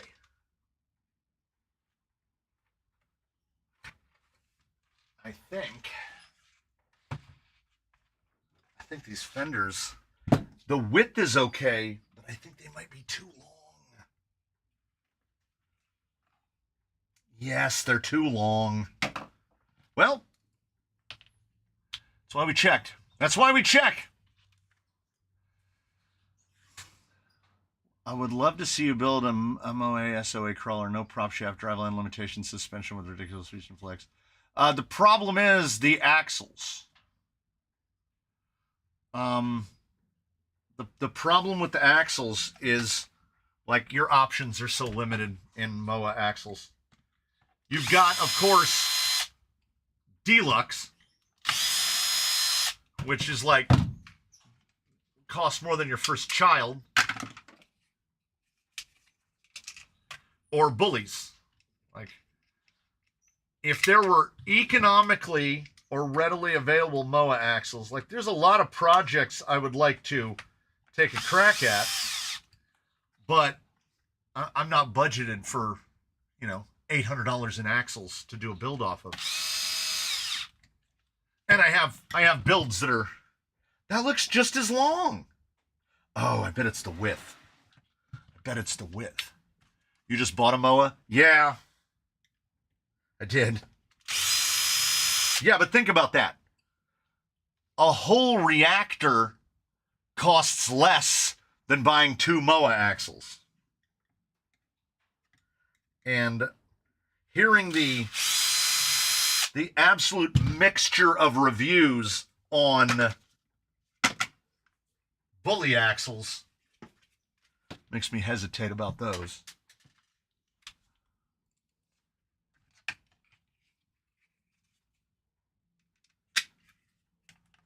See, I have a plan for the Mantis now.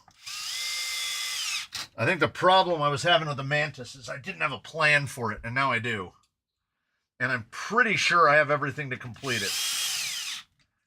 I think. I'm gonna double check fitment one more time. Then we can put rear shocks.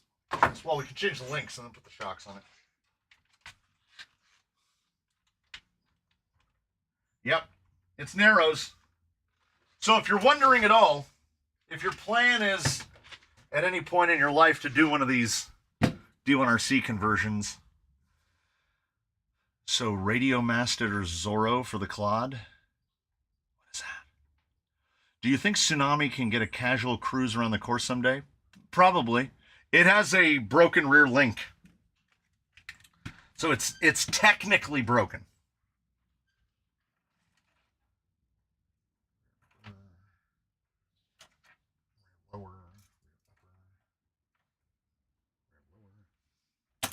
I went real lazy on this. I knew that I was going to have to shorten the wheelbase because the wheelbase on the Bronco is 313. And rather than dig around and find links, I was like, alternatively, we could just buy links. Do you have a set of narrow TRX4 fenders? Yeah, these. It's my last set. I'll have to, the problem is, man, because they kept discontinuing and then re-releasing Traxxas, Jenny's, the availability of things like 90mm shocks, the narrow fenders has been spotty. This thing is, oh, stop fighting me, please. Fourth try is the charm. Fourth try is indeed the charm.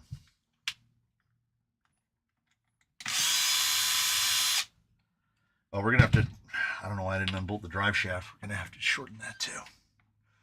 If you were going to scratch build an axle for class 2, what materials would you use? Aluminum. And like, how, like, what, like, when you're talking scratch, how scratch are you talking? Like, I don't know if you could economically, you're going to have to use somebody's parts at some point. I don't know if this is going to be feasible cost-wise. Would I do it? Sure.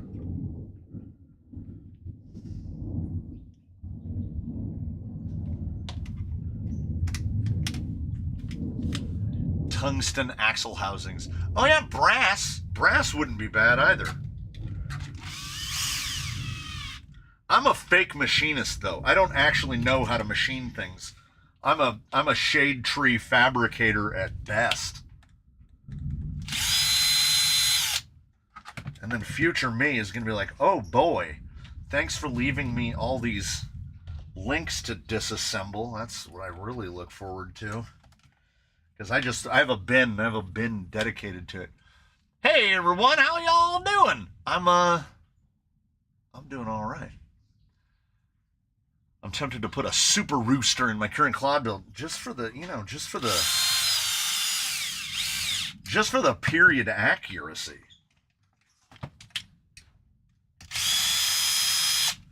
Still just pinging around in my head.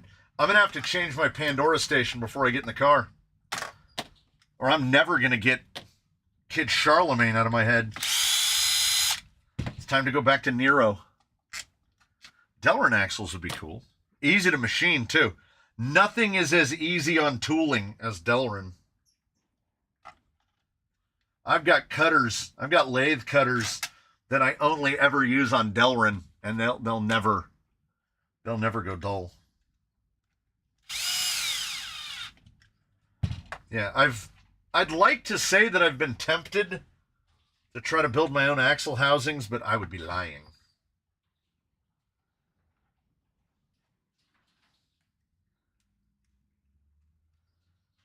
We have a lot of options, thankfully. Hopefully, this isn't going to bind on this locker cable, moving the axle forward half an inch. I probably have a shorter locker cable if it turns out to be required.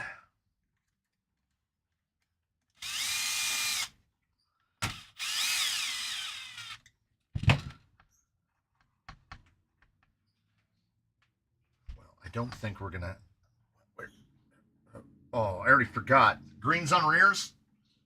Greens on rears. Yeah, it's not a problem. It's never going to compress that far anyway. They even make Teflon impregnated Delrin. Yes, they do. Hot Racing makes a MOA axle that's not too bad on the wallet. Oh. Best way to clean bearings.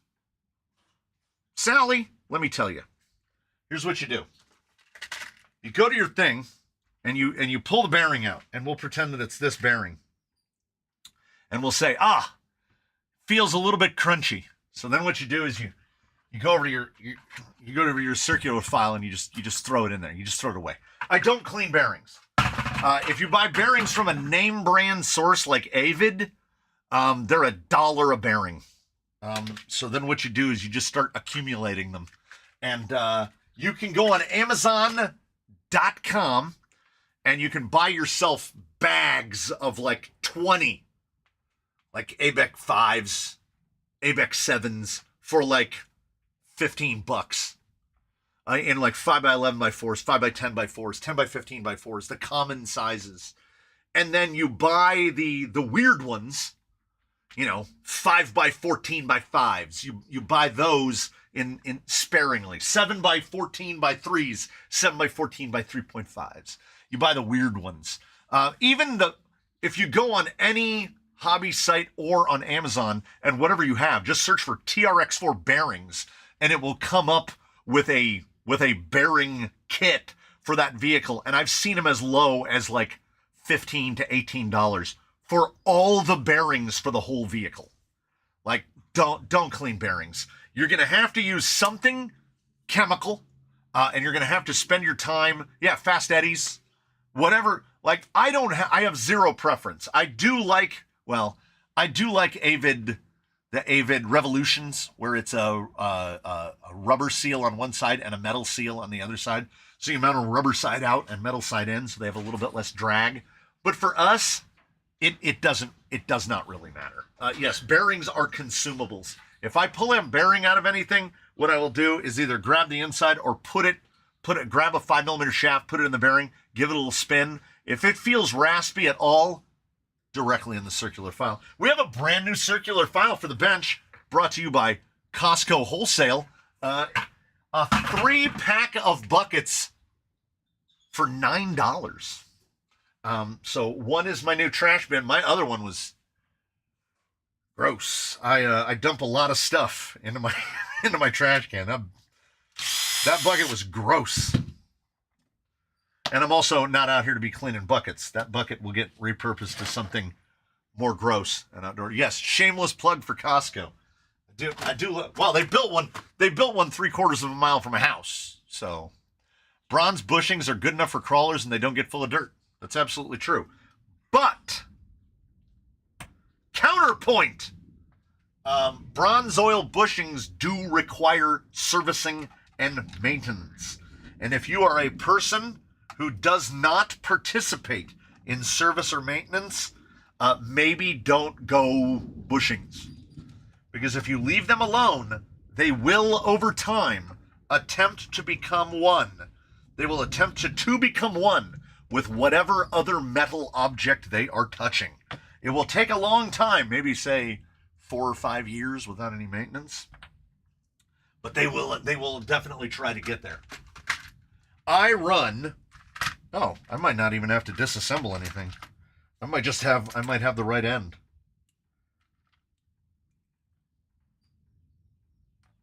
Yeah, I think it's just this one. I run bushings on the inner pinion bearing on all Element vehicles that I own is a bushing, because they made too small of a pinion gear. It doesn't like side loads, and it will detonate that 5x10 bearing that they decided to use. Now they've repaired it, and they're using a 5x12 in their further attempt to buck the standard, which is, ooh, we might have to do a little trimming. Element went to great lengths to ensure no parts compatibility with an AR-44. Do I have any high-speed rig? Yes, I do. I've got an Arma Kraton. I've got a Centon 3S, a Centon 6S. I've got a Limitless. I've got a mid-motor Slash that I built years ago. I've got a 15-inch wheelbase Slash monster truck that has Monster GT tires on it.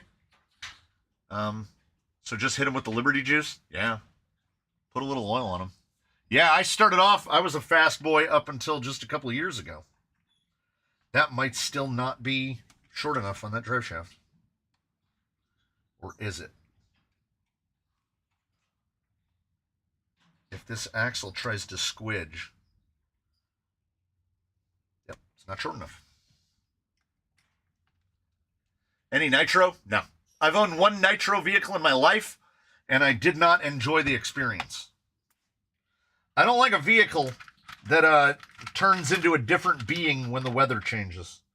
How much use has this thing gotten? Maybe let's not go that far. Let's not put that one on there.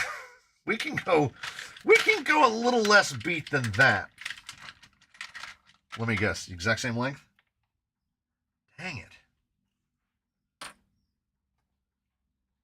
Because this is the shorter one, isn't it? Yeah, it is. Oh, it's so beat, though. All right, we're going to have to pull something apart then. I really want a Limitless. You think you do. You think you do. That's what I'll say about the Limitless. I geared my Limitless down as far as it will go. For those unfamiliar with the Limitless does not have, not only does it not have a center differential, it doesn't even have a spur gear. The spur gear, or what is in place of a spur gear on the Limitless, is an 8mm bore Mod 1 pinion gear. And the high-speed gearing is just the same gear twice. So I slowed my Limitless down as much as I possibly could. And as such, my Limitless only tops out on 6S at 69 miles an hour. Now see, that's too short. Or is it?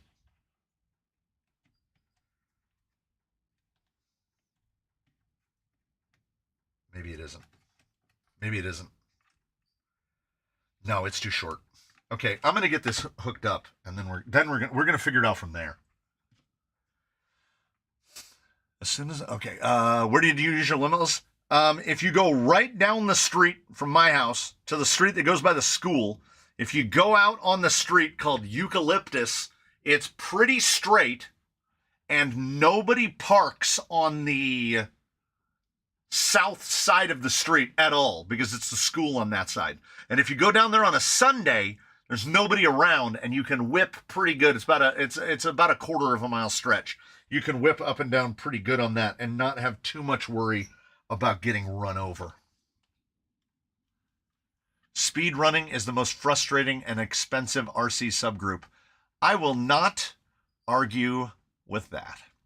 Fast cars sound fun until you have to find somewhere you can actually run them.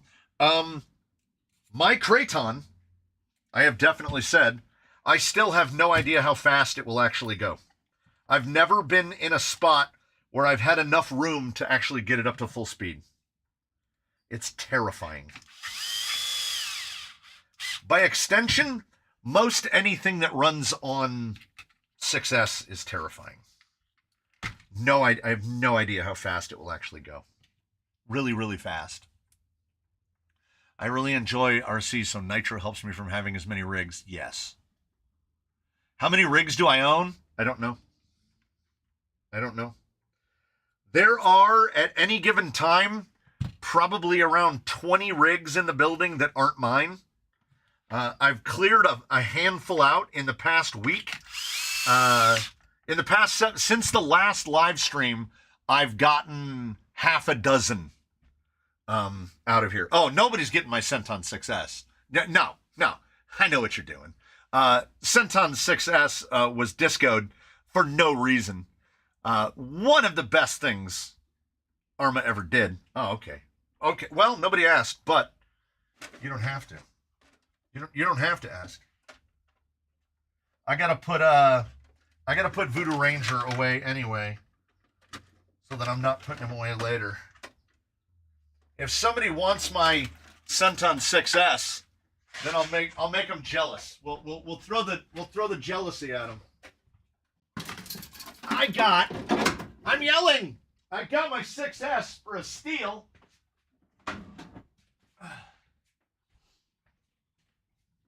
So it is detuned.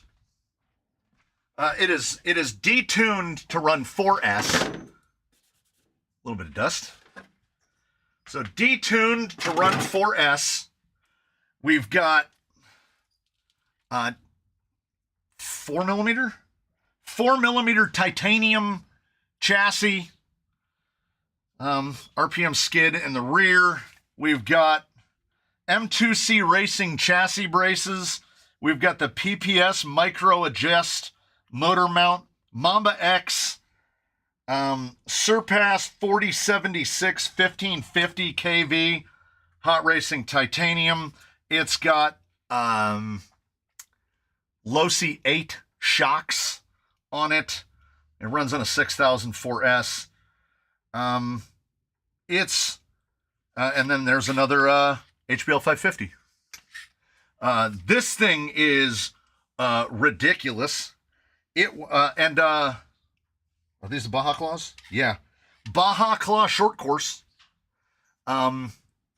This thing is ridiculous. You know how long that battery's been in there?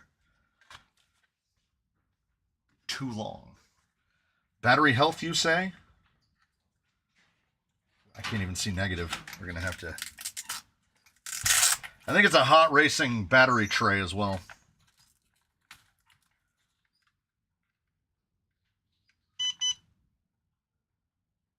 $3.5 all the way down. It would not hurt to put a little store charge on that. That means the last time I ran it, we took it down to cutoff. It is precisely 3.5 volts per cell all the way across. It handles great. It jumps great. It lands great. It's real good. I built it specifically to go over to my buddy's house and run it on the little course at his house. And, oh yeah, it's towing. Like, dude, if you're unfamiliar with with Go Fast, there's going to be a ton of towing in the back to get this thing to go straight. I haven't been over to his house. I've been over to his house once since I built this. Because those youths, they fall in and out of stuff like this. And once I fall into it, I'm stuck in it. There's no getting out. So someday, maybe they'll get back into it. I don't know. We'll see. Time will tell, indeed. Time will tell, indeed. Can you grab the Monster Slash? I don't think I've seen that one yet. Yes, I can.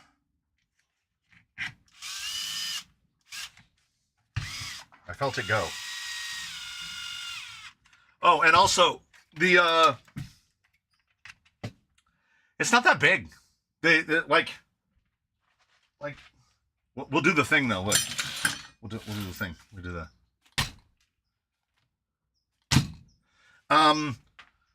What are we? 12.75? Yeah, right around 12 3/8 on the wheelbase. It's not that big. Like,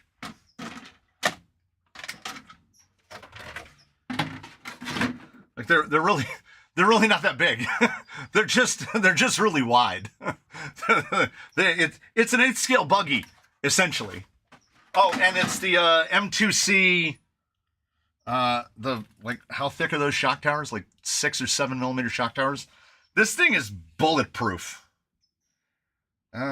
Scorched parts, the 4 millimeter titanium, hot racing carbon fiber, hot racing caster blocks in the front. It's got all the stuff. I can't part with my Notorious either. I haven't run it in 2 years, but it's so much fun. It looks trackless slash size. Yeah, it's exactly slash sized. It's a short course truck, which is basically an 8th scale buggy. And the key is because I mean, look how wide they are. Like they're very, very wide. This thing's great. He weighs 10 pounds, by the way.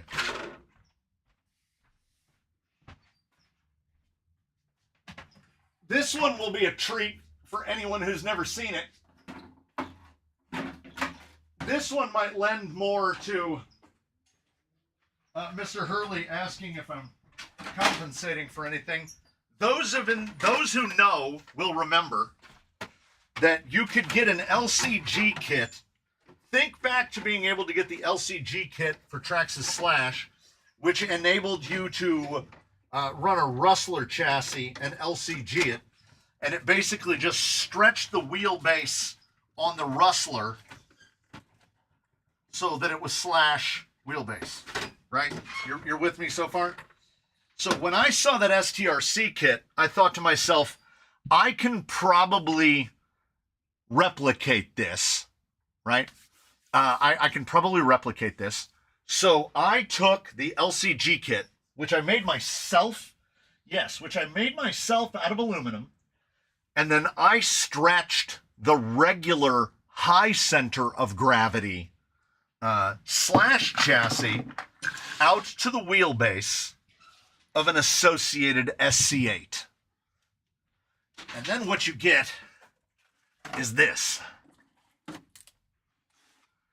So if there's nothing for scale, big boy, 1 foot ruler, big boy. He's very big boy. And he weighs less than the Centon does. Because underneath it's still just a Slash, so there's not a lot of stuff down there. You wanted to talk about toe-in? I think it runs, like that's not an optical illusion. I think it's running 7+ degrees of toe-in the rear. This is the shell all carved up for an SC8, for an S8. Stock shocks off of the Associated. I had to make a bunch of the parts for it. And this thing is proper monster truck. You get into some throttle and you turn around a corner, because it is, of course, 2-wheel drive. It will just lift this tire up in the air and you just wah, because out back, we've got a Taycan 40, I think it's a 4076. We've got some big old gears. Fast lane machine, all aluminum gearbox with the big look at that toe in the rear. Because without that toe, you can't go in a straight line. It's too much power. It's way too much power. Savox 1230. Old Mamba Max with a Novak fan on it. Of course, why wouldn't you? Little modified rack to hold an SAD bumper. That rear tire looks crazy. It looks like the rear suspension is broken. Yes, these are indeed MGT tires. Team Associated. 25588. 7347s. These were in the clearance bin at Pegasus Hobbies. Can it climb rocks? Absolutely not. No, dear God, no. This would be catastrophically bad. T-Max, I think they're rear shafts from a Max. They're a little wallowed out. Fast lane machine bell crank, all RPM underneath. There's my custom hewn pieces to stretch the wheelbase out. Oh yeah, I mean it could. Well, crawl them? No. Turn them into a ramp? Sure. And then I think I made the front tower out of, it looks like 1/4 inch Garolite, 1/4 inch G10 is the front. And of course, those are 23 millimeter hex. Because, reasons. Because reasons. It's hilarious. This thing is great. I should drive this. But then I have to charge something that runs an XT90 again.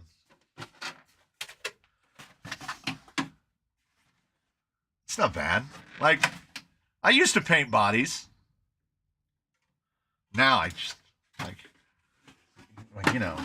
give me an hour. Give me an hour and we'll paint something. 9 Armas. Man. My life is in the clearance bin. Yeah. I feel that. I can't help it. If I see a clearance bin, I will dig through that whole bin. I'll spend a half an hour and find nothing. And I'll do it again. Ooh, that shift cable is going to be, that locker cable is going to be a big loud question mark. We're going to find out if that was a bad idea. And he's, hey, trying out a Radio Link radio. I said climb, not crawl. Oh, yeah. Yeah, it'll climb it. Yeah. It'll get up there. It would smash into the fence on the other side, but it'll definitely get up. Oh, that side didn't fight me at all.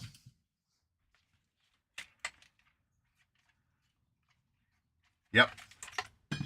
It's working. It's working. I got an extension somewhere right here so that we can put the door back on the receiver box. And the Bronco has a crap load of lights on it. So we're going to need to plug the lights in as well. Now this shouldn't move anything. This should just be a handful of 12s. You should do a fast day video. Your batteries would appreciate it. Oh, yeah, I know. You're not wrong. You're not wrong. Yeah, my 4S and 6S packs have not been cycled in some time. It would not hurt.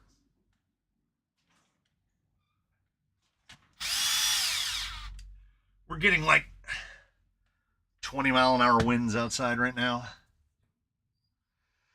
As a word to the wise, VP RTR RX isn't rated for more than 6 volts. Ask me how I found out. Oh.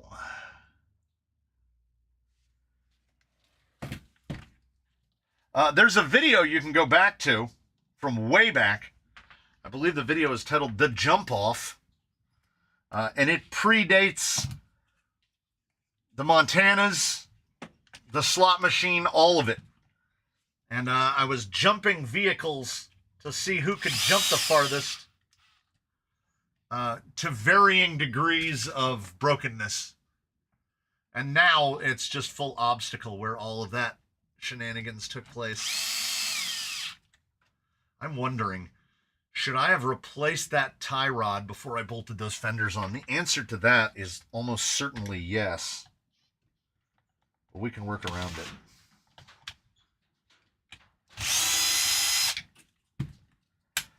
because I was putting all shiny on. I built a shiny one. Just charge some small batteries with the big batteries. Oh, yeah. Moving pixies from one container to the next. Thing is, I don't have any. Yeah, we're never. I think radio link receivers can handle 9.6 volts. They can handle like 15. If we can see the fine print.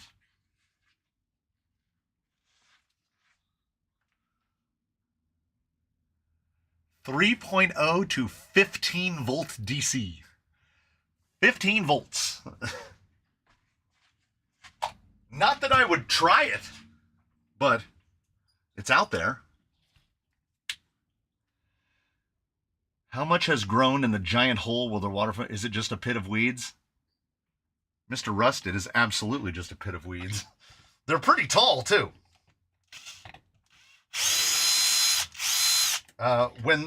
Because of the slope, the natural slope of the yard, when it rains, everything runs down and pours into that hole. So it's like a little fertile hole. I'm not saying that I'm going to build it this year, but I'm going to build it. I'm going to build it in a year. How about this? Tried to sneeze. Oh, man, those are the worst. Just let the sneeze come out. What I was trying to say is that waterfall will be built in the 2020s. We'll finish that thing before 2030. That's my goal. My promise to you.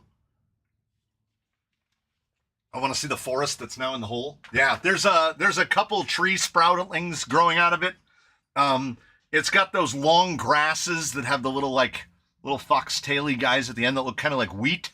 Yeah, there's all sorts of stuff growing in that hole. Oh, the 25-mile-an-hour winds just caught up to me a little bit. Yeah, I'm all right. We'll be fine. Ooh.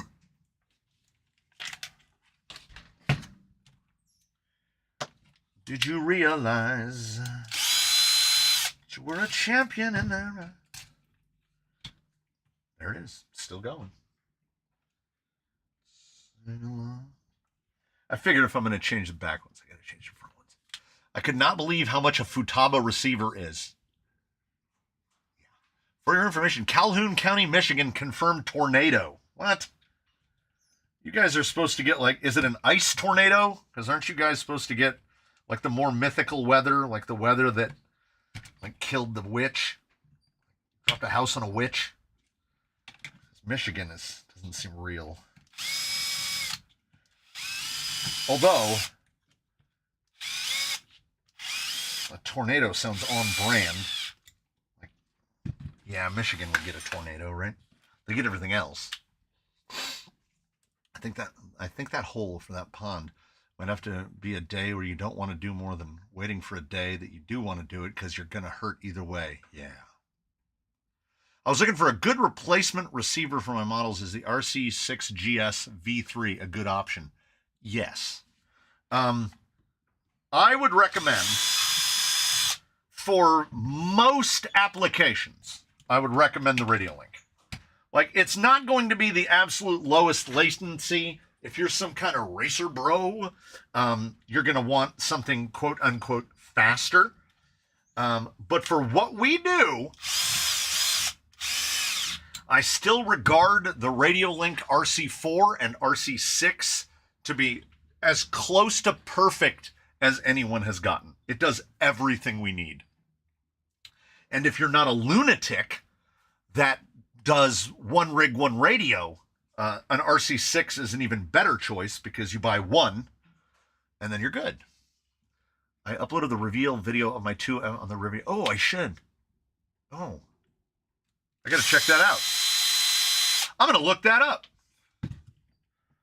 I'm always there. Ooh. Do we think the tire was coming in and doing a little polish action? I think the tire was getting in there a little.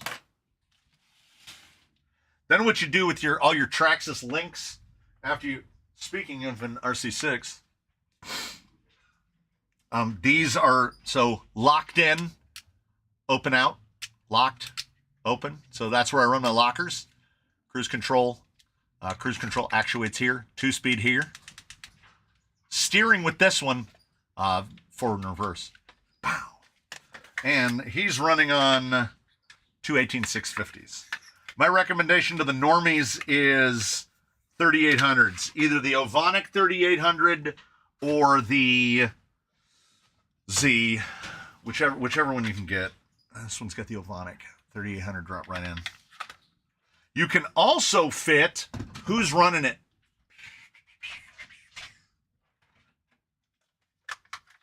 Nope. You can fit 3 18650s. You can fit the 3-cell. You do have to trim the holder down a little bit.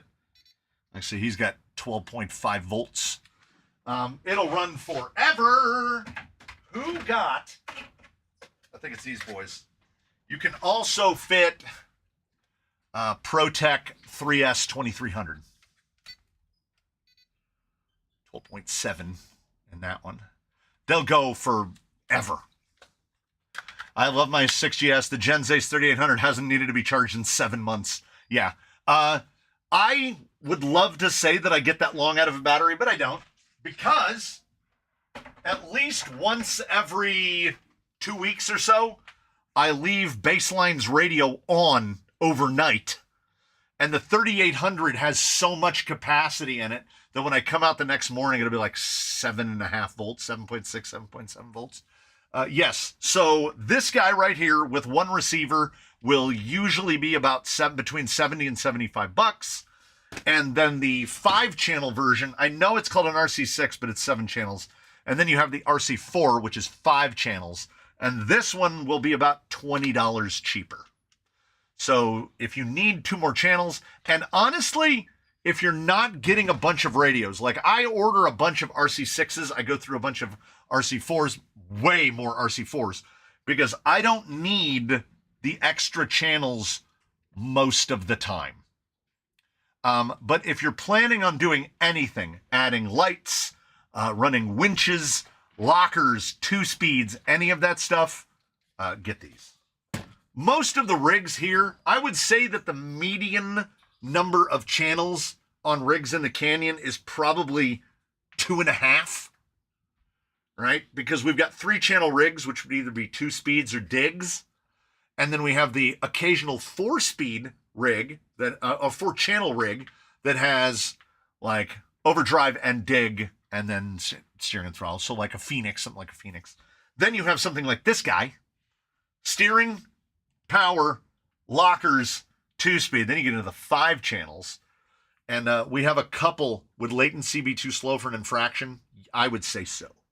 It has the range, but I've never tried it. Wait, no, I run my Limitless on one of these. So, no, it's probably fine. It's probably fine. I haven't noticed it. Well, no, I used to. I take that back. I put all of my Go Fasts on the Radio Master. It's on the MT-12. Because I refuse to learn Greek. Yeah, I had originally, I had to buy a drone antenna mount and then look up on the internet what is the best way to orient a dipole antenna to get the most range, because a Limitless or an infraction or any of those things will get out of visual range very fast. And I believe it was the 2 pointing forward parallel to the ground was what was supposed to be the best. Is there a way to test latency? I'm sure there is. Do you think the clone K&K shocks would do good on the Red Rudder? Yeah. Baseline is still running. That first set of K&K clones haven't had any issue. Of course it's from the other side. I mean, if we're here, you know what? We might as well.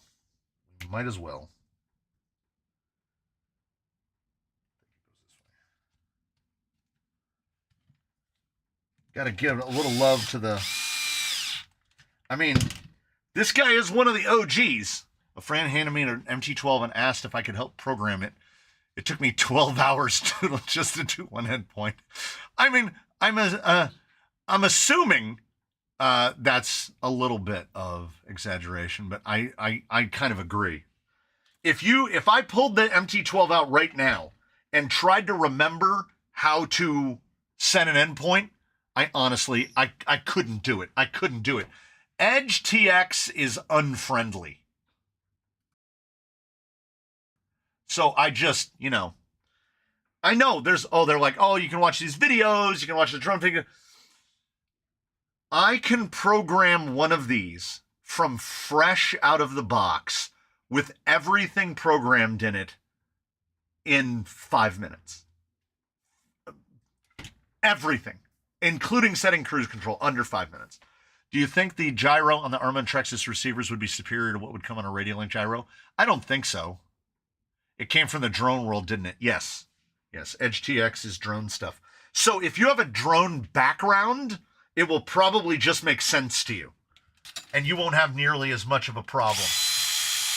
I have no drone background. It is entirely foreign to me. And you know how I did this? I pre-prepped. I know it rarely happens. But I pre-prepped by getting out my old TRX4 Sport build manual. And, oh man. Sidebar. Let me grab it. Okay, let's grab the stack. We'll grab the top of the stack. Okay. Sport. Origin. Okay.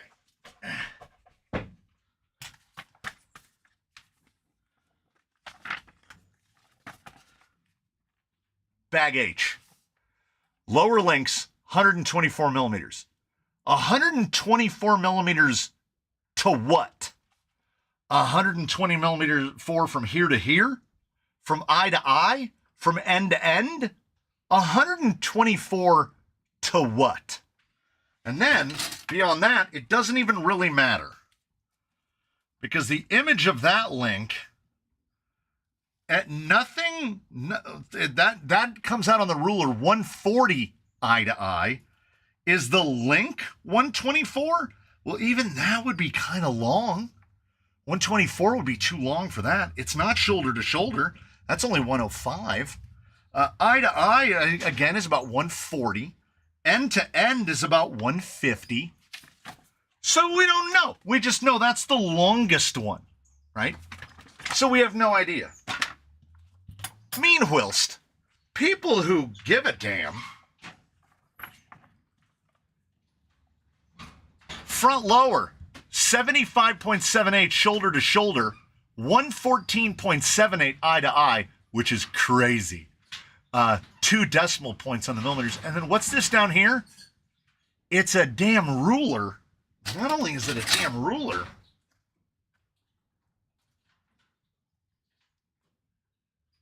like it's hard. Apparently, if the TRX4 is outdated, you know what else is outdated? Being helpful. Like, look at the manual.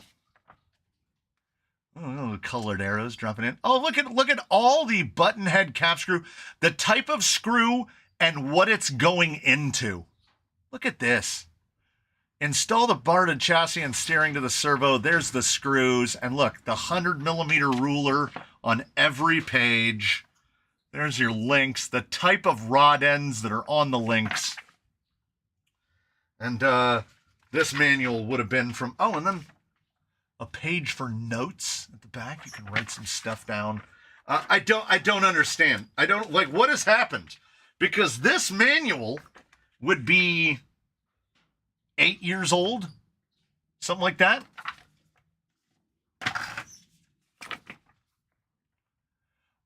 Why do we have to ghost everything? There are some images in here, let me find it, where you're like, wait, that screw's supposed to go where? Like, okay, I mean, I guess if you looked at it long enough, this is This is dumb as hell. Like, what are these triangles? Like, is that supposed to be a continuate?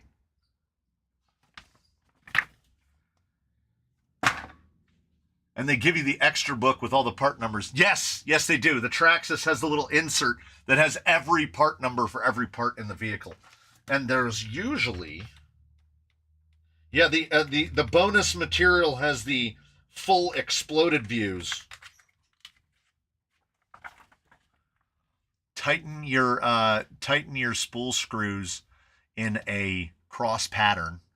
And here's the accessory parts for the overdrive and underdrive and machine rings. So when you get your 2026 model, and the manual is this, and then you have your 2017 model that devotes an entire page on how to put the body pins in. I feel like I just saw a video from one of those Lego, one of the master builders, where he was he had bought a kit at a, like a secondhand store, like a thrift store, a Poundland, if you will, and had to find the manual at a place that does scans on the internet. And the whole kit that he was building was like, say it's between 250 and 300 pieces. There were like 7 steps in the manual. Whereas now a Lego manual it looks like a phone book. There's like, this whole step is like put in 2 pegs. And that thing was like, build the whole front end of it by looking at this picture. I'm kind of in between. I would like a little bit of both. Instead, what we get is all or nothing. You get all from Traxxas and you get nothing from, well, the Element Comfox, I would say. The Element Comfox is ridiculous. That manual is actually wrong in spots. It's kind of impressive. You know what? I need to look at this because I just threw the panhard off to the side and didn't look at which way it came off the vehicle. So I already have it out on the bench. We might as well. Oh, this manual is so good. It's so good. Just respect where respect is due, you know? Okay. Goes like this.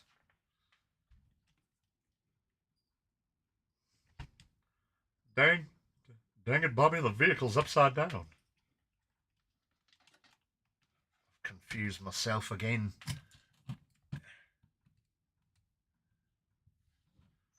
I can't throw manuals away. I was digging through one of the drawers next to my desk, and I'm finding manuals for stuff we don't have anymore.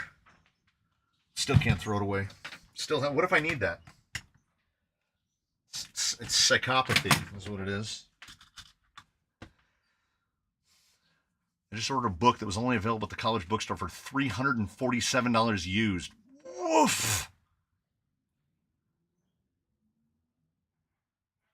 Where you have to go back 20 pages to find what you missed. That's a Lego manual, all right. You're like, wait a minute. Why is this not fitting? Do you still have the Red Cat manual? Yep, all of them. I've got Everest, Wendigo, Marksman. I've got all of them. Ascent. Their manuals are every bit as bad as you would anticipate.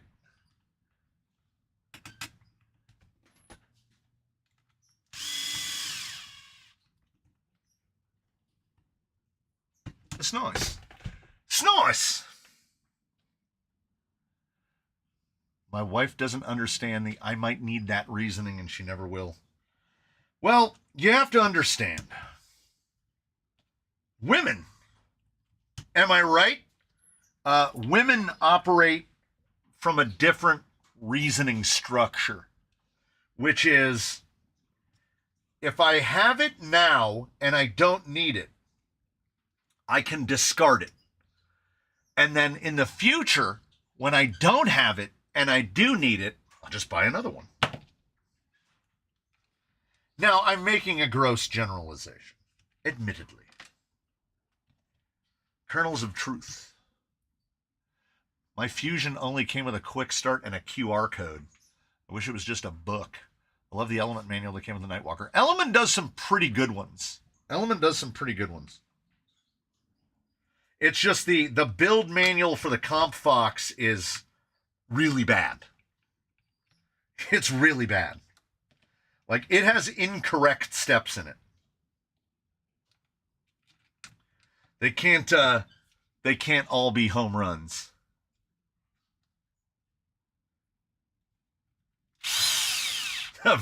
Very gross. Hey, look. I made a qualifier. I said gross generalization. Therefore, I am immune from criticisms.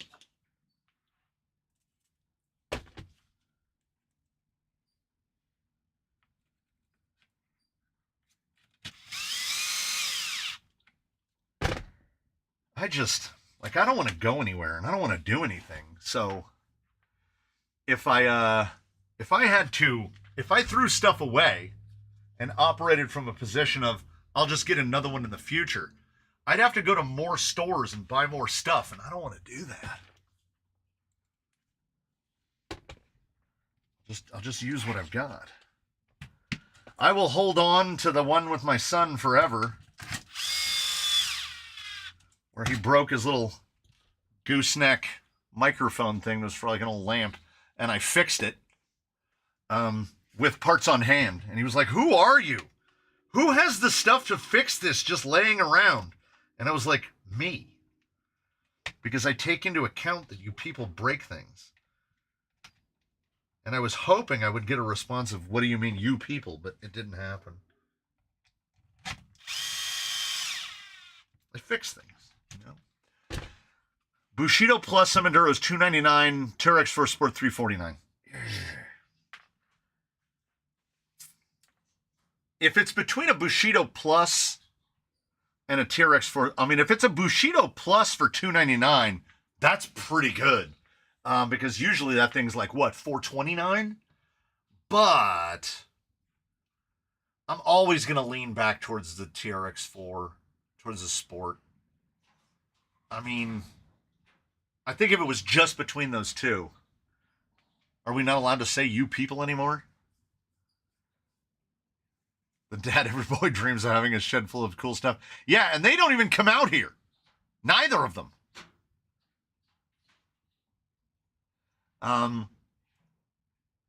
No interest whatsoever. And I don't expect any. So it's fine. You know what it is? It's fine. Do we need to send in Daniels to help you complete the collection of collecting them all? I've got an RDS. Oh, send in manuals. What is...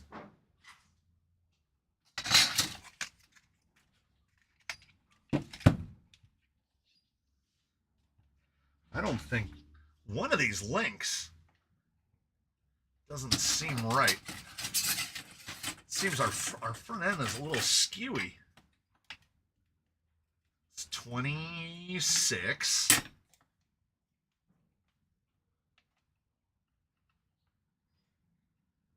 31.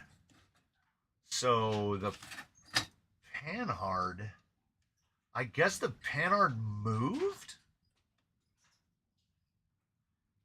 Going from the tower to the fender? I mean, I'll fix it later, but it's definitely, yeah, this would not drive straight.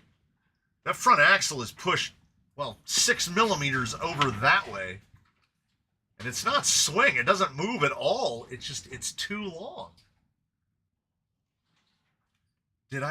Was it a different length? Was the other one a different length? Should I have not changed it? No, the other one was longer.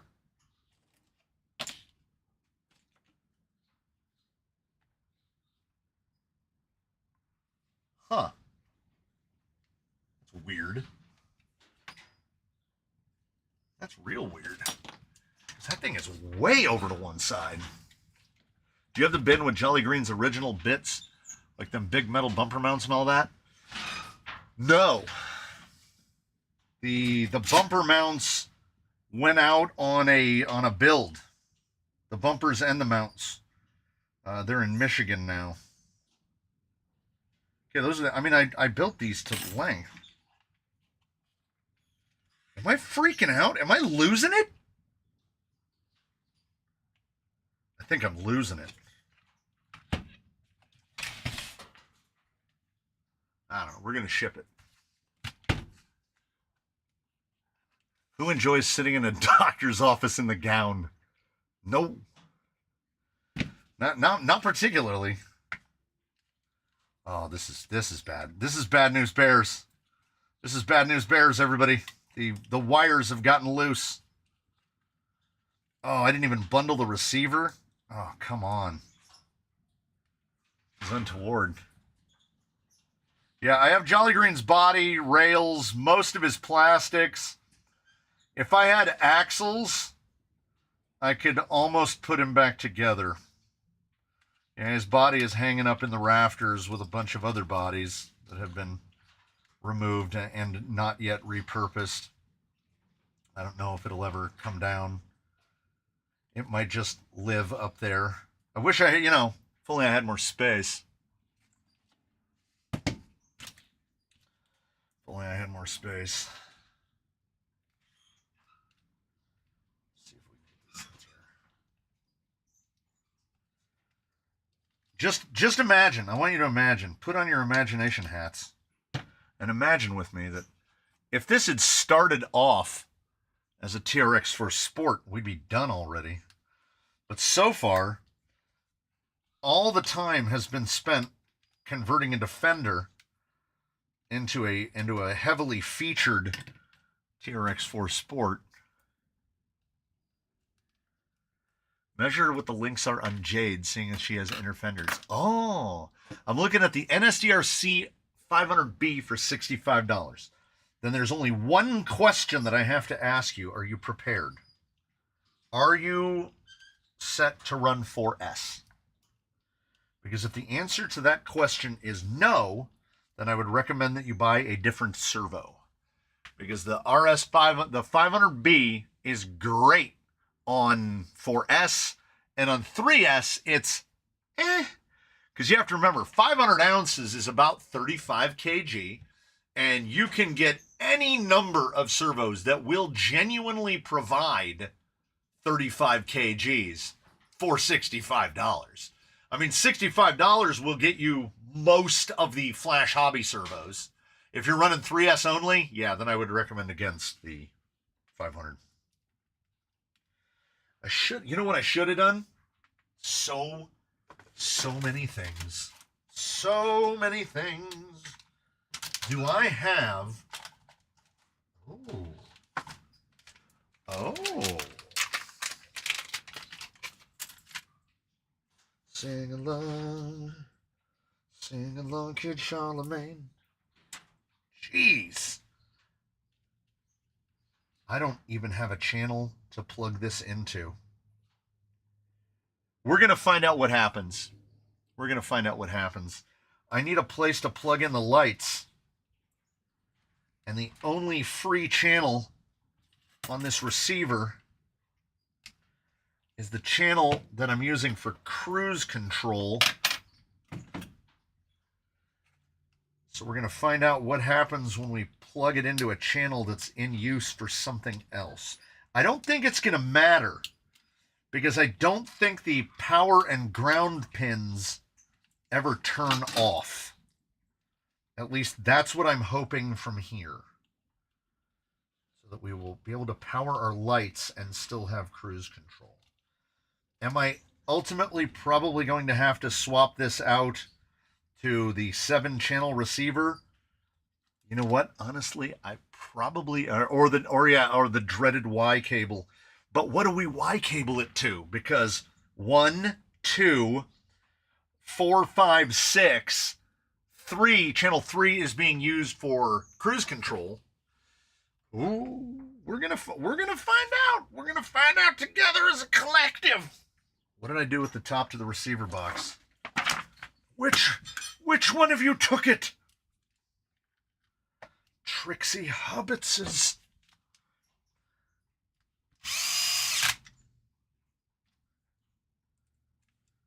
I don't know if I left enough slack.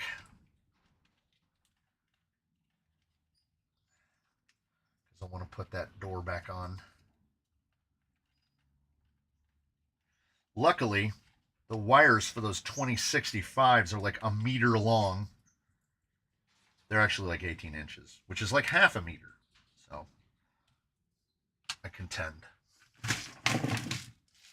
Get a receiver extension. Y cable to a locker so you know when it's locked and unlocked. I think it would be 2-speed. Y it to the 2-speed. That way, when you're in second gear, the lights are on, and when you're in low gear, the lights are off. Or vice versa, whichever way it comes out to. I need 2.5 by... I hope these aren't hogged out. They don't look like they are. I was most of the things that I found this morning, my mind was not one of them. It remains lost. But the thing I am most amazed that I found is the door, the wire cover. Couldn't believe it. Couldn't believe it.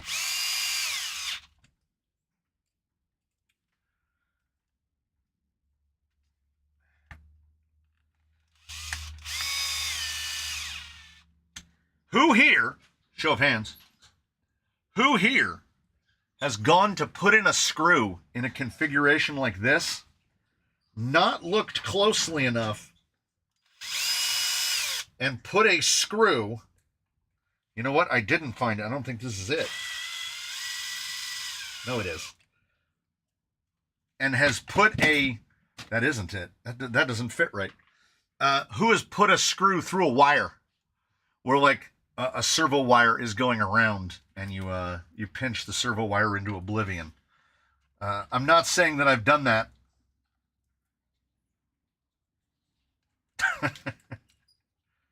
Totally. Of course I have.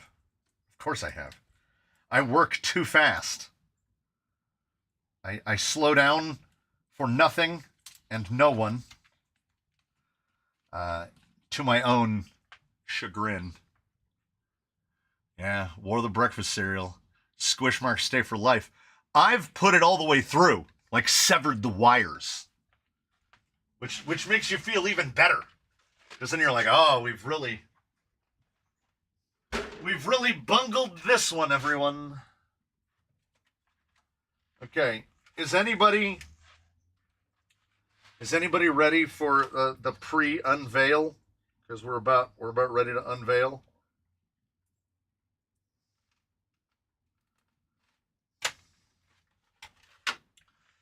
I went ahead. Did I solder it back together? Yeah, I cut it off, and then I have a whole bin that just says Futaba plug, and then I just grabbed an extension, cut one end off of it, and then I soldered it back on, which actually worked out on that rig because then the wires, the wire for the servo was much closer to the correct length. But then you always have that fat part because you have to put, heat shrink over it. I would hook up the light to the cruise control. That's what it's hooked up to now, yeah. I've pinched a wire putting the battery tray, wire for the lights, yeah. So, because this has to kind of be assembled, I went ahead and painted it in advance. So no ghost ride because do they give you enough LEDs? Do we think that there will probably be enough LEDs? I think there might be enough LEDs. And then from the back, we had to go all in, because you might as well. So, and of course, we dug through the numbers, and these are old numbers from a Traxxas slash. So that is what I managed to find. Look how close the blue, the Traxxas blue is to the blue of the. Look at the hullabaloo going on in there. This, what you see before you right there, weighs exactly one. Oh, look at the magnet.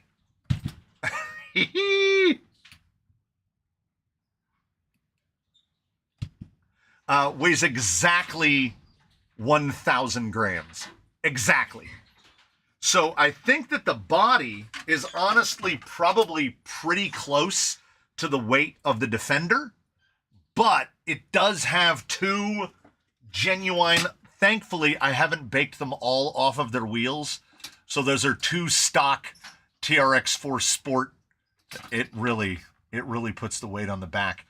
But in order, the Injora magnets are not goofing around.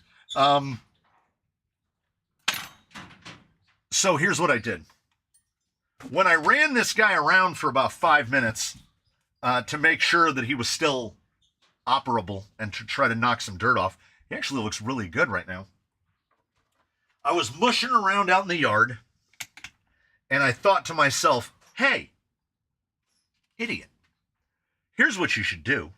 You should check to see what this does on 4S. Is this truck for operational inventory? No. This is Ironsides is one of the absolute Canyon OGs. He has been here since the very beginning. I could not, in good conscience, send him away. He's done nothing to warrant that. The operational, to be honest, aside from this stuff over here, that Operation 11 Charlie build has gotten friggin' expensive. It's ready for paint. I think we're gonna have to chase. Yes, we are. They did a pretty good job over at D1RC. All of the screws at the front where the LEDs go on, when they powder coated it, I'm a big dumb animal. I forgot you started the show with Ironsides. Yeah, it's the same guy. So this is all powder coated at the front, and their method of preventing all those screw holes from getting filled with powder coat is they just put screws. They put all these screws in it, and then you back the screws out. They did not do that on all of the pieces, though. So I cannot get the threads to start. Yeah, it definitely took out enough. Let's see. Yeah. I was trying to cut my own threads. It was not working. It was not working. This is also a very interesting way of going about this, methinks. What did you do with it? What have you done? Why are you like this? Did Vanquish ever respond to a discount? God, I really need to email them. Because I have so much time on the Operation 11 Charlie one. I have time. Oh, that's much better. I have time to work on it. That is way too long. I don't know if that's the screw they intended me to use anyway. There's a huge, just out of frame, there's a huge pile of screws over here. What's the body? This is the D1RC Baja 1000, which is basically a body conversion for the TRX4 Sport. We're bolting on the little back piece right now. And once we have that bolted on, then we can bolt the front on. And some of these from bolting from the inside of the rails is never remarkably fun, but it's working. Did you respond to my question about alloy axle housing always? My wife called right after I asked, and I was off the stream for about 10 minutes. What, I don't remember it. It's been too long. Ask me again. Every time you say Ironsides, my brain hears a theme tune. Ironsides was a dodgy detective show back in the Mrs. Time. I remember Ironsides. And I remember Kojak. And I remember Who Loves You, Baby? And Streets of San Francisco. Yeah. I grew up with my grandparents. I've gone over this. Like, I was raised by old people, so I became an old person. I like Glenn Miller. West Desert Wheeler CC collab. He does Operation 11 builds too. I did not know that. I'm doing 3. We're doing at least 3.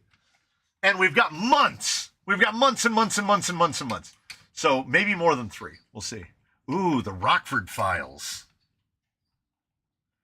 I would have designed this myself to use both screws in the back and not just one, because this moves around. Maybe the moving around is a feature and not a bug. I don't know. We'll find out together. This is how the rear is supposed to be held down. And ordinarily, I'd be like, poo-poo to that. Oh, Simon & Simon, Magnum PI. Oh, I love me some Magnum PI. Higgins. A-Team. We're going to go back to all the TV shows that were on then. Okay, now the Saint is a little bit before my time.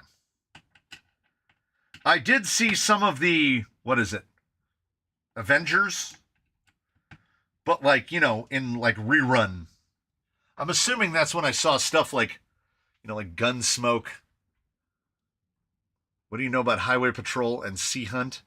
Now, if you're talking chips and Emergency Squad 51, I'm wondering if there's a case for an alloy axle always theory. No, there absolutely isn't.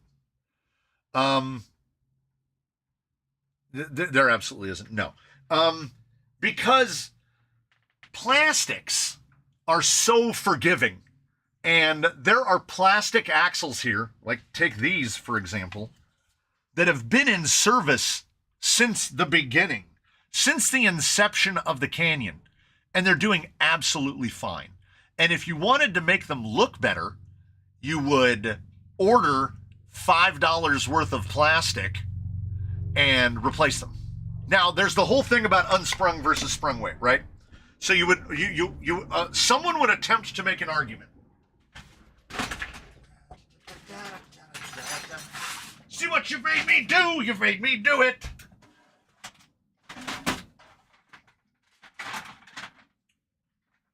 This is the only one I have assembled.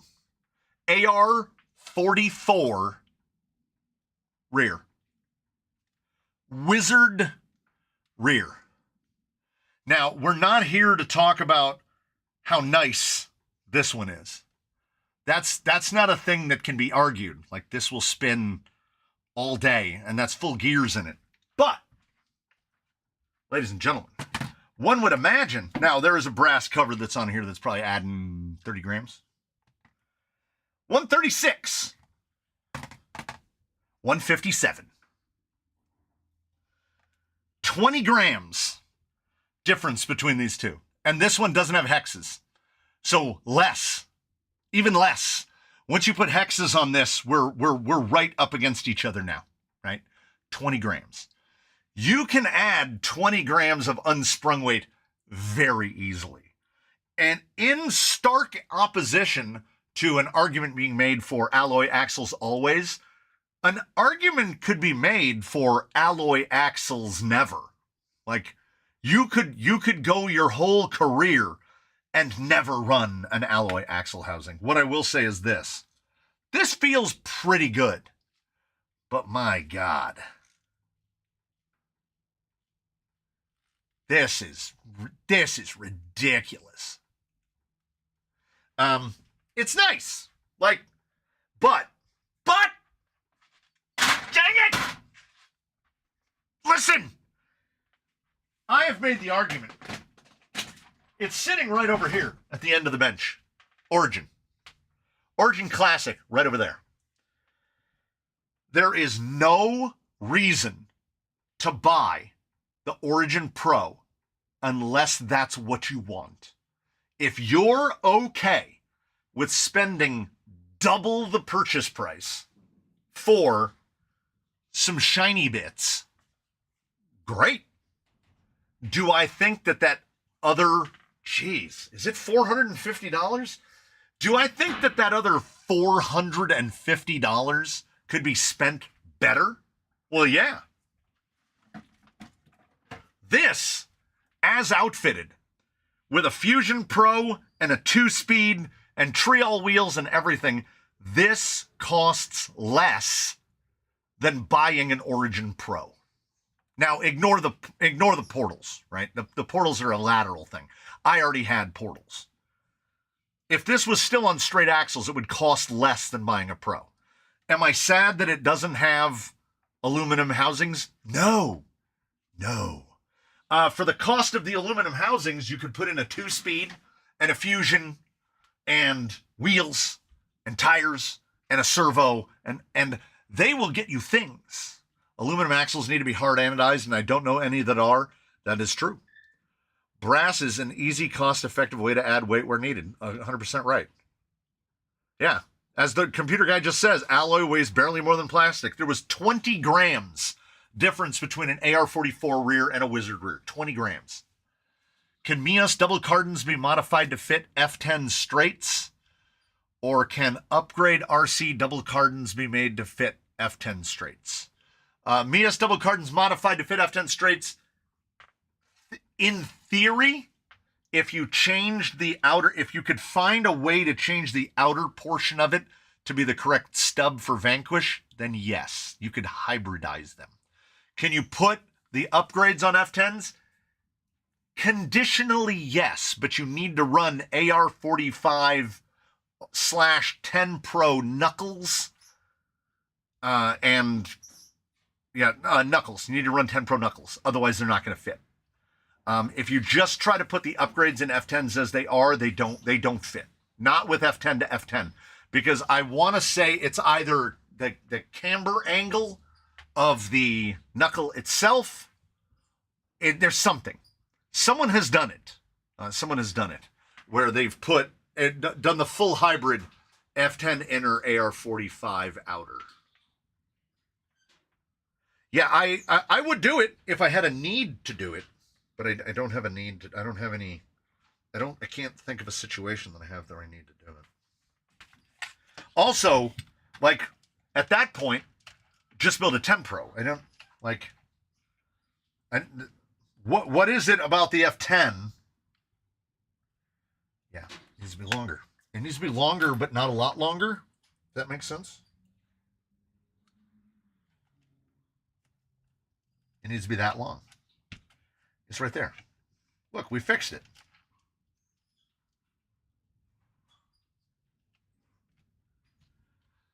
It's still there, by the way. Did you realize that you were a champion in their eyes?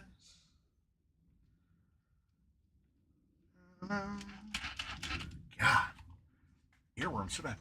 Just buy the Mia straights and then sell the F10s to the pickle polishers. That is an option. The reason that the giveaway rig got F10s on it and is basically nearly full Vanquish is because you can buy clone universal F10 universals, not double cardons, but you can buy the offset drive shafts.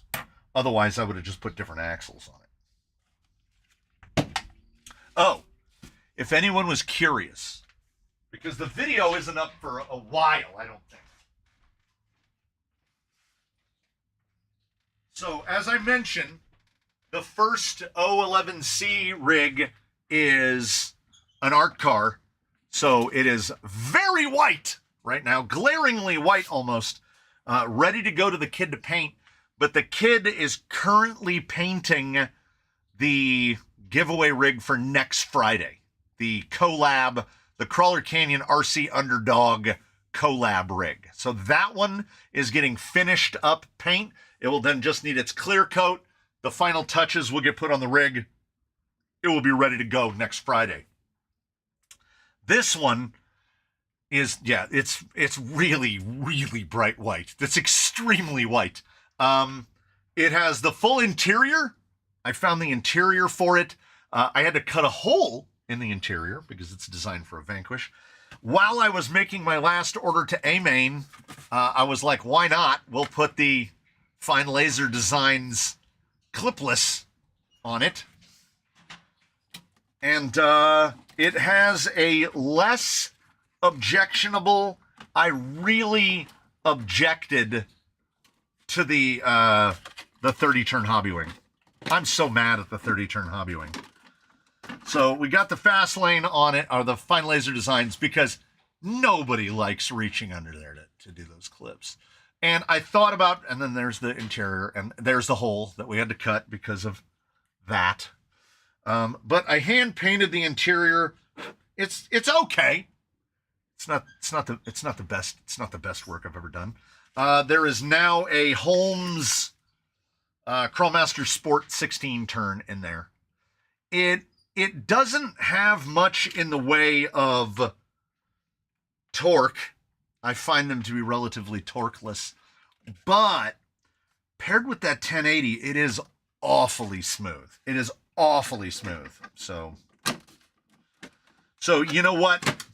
You rob from one hand to pay the other. That's how this went. So this one will be going to the kid to finish. This is how art cars are born. This is how they all go to the kid. Look at that. That's just blowing the camera out. There's no details right there. Just pure white. So this one is basically done.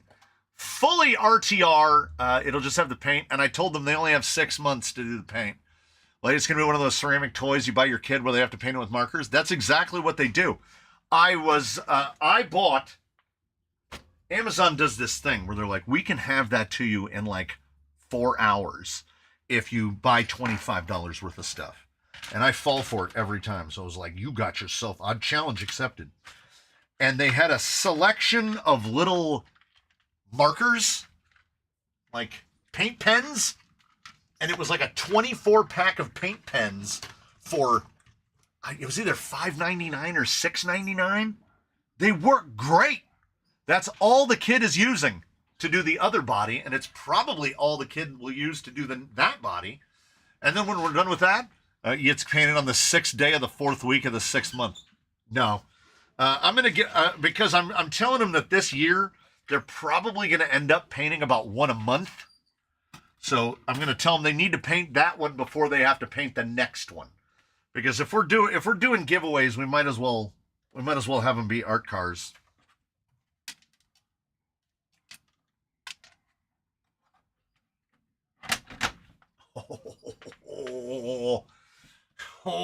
How? Oh, snap. Oh, snaps. I don't think I can run sliders on this at all. This thing, oh my God, it's a tank. That it comes down so far below the, well, what is the drop on that? Oh my God, they fit. Oh my God, they fit. You haven't seen anything yet. You ain't, baby, you just ain't seen nothing yet. You never gonna forget. Does that look like 4? That looks like 4 to me. Oh! There's a video. How much was the BroncoR? About $300. About $300. And that gets you the cage with the matching body.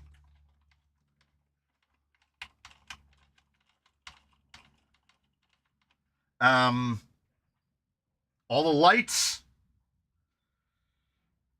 the mounts. I don't feel like I got stole. It's like $300. By the way, are Amazon F10 internals worth it? I should pay the Vanquish tax and get the original gears and shafts. I build most of my Vanquish axles with Amazon or take off internals taken out of something else. You absolutely don't need to buy Vanquish internals. If you want to buy nice ring and pinion, Boom Racing are excellent. The AMK ones are quite good for the price. Oh my God, this thing's going to be a tank. I love it. It's going to need it because, let me complete the thought that was, of course, as per usual, not completed earlier, which was, that's an 8SE in there, correct? Yes, it is. I'll answer my own question. That is 4S capable. So we can run this thing on 3S or 4S. Yeah, Mia's ring and pinions are nice too. We can run this on 3S or 4S. And 4S will probably get us just the right irresponsible amount of speed. I used 2 completely different screws in the front. Oh. Oh. What?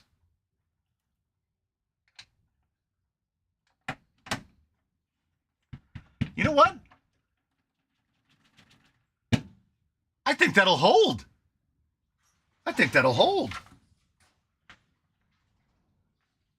Wind's kicking up again. Sing along, Kid Charlemagne. Oh, it looks so good. I love it so much. Oh. Oh, man. Okay, no, wait. Do you want to see the wheels first, or do you want me to put the wheels on so you can just get the unveiling? Obviously, it's going to get Canyon Trails on it. I thought about Gravel Stage. I thought about Louise Gravel Stage, but then I was like, it's got to be Canyon Trails. So is Ironside still Ironsides? Well, yeah. Like, underneath and he's still... Why do you think he's gunmetal? Right? Like, he's reborn. Body and cage combo, you can get it at Crazy Clips 3D. That's where I got mine. They're somewhere in the U.S. South. I want to say they're somewhere in the South. Yeah. I'm gonna put the wheels on it. Oh, they're so good. They're so good. You know what? You're not ready. You're not ready. I was digging through the bins and I was like, what are we gonna do for the combos? And then I saw them. And it all became clear. Oh my God. Oh, it's too much. Oh, it's too much. Oh no, it's illegal.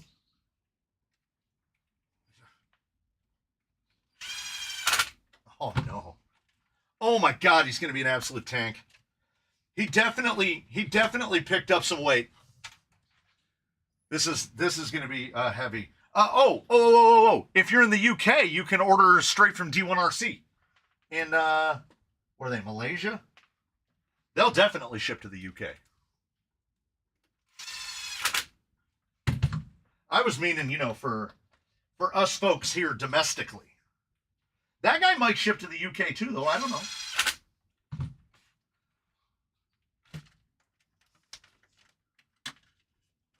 Yeah, you literally have to...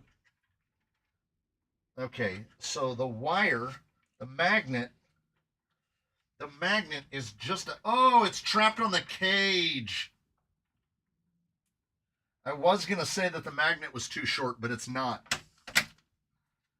Oh, we're going to put power to it.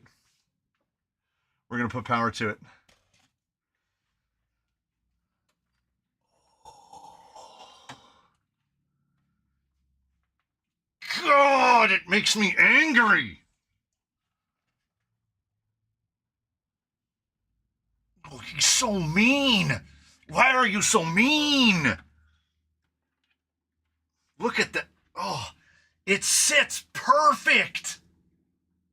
Oh, I'm furious. Do you have any idea? Who said is that purple? Is that Mr. Hurley? Mr. Hurley, there's no purple here. That's metallic blue.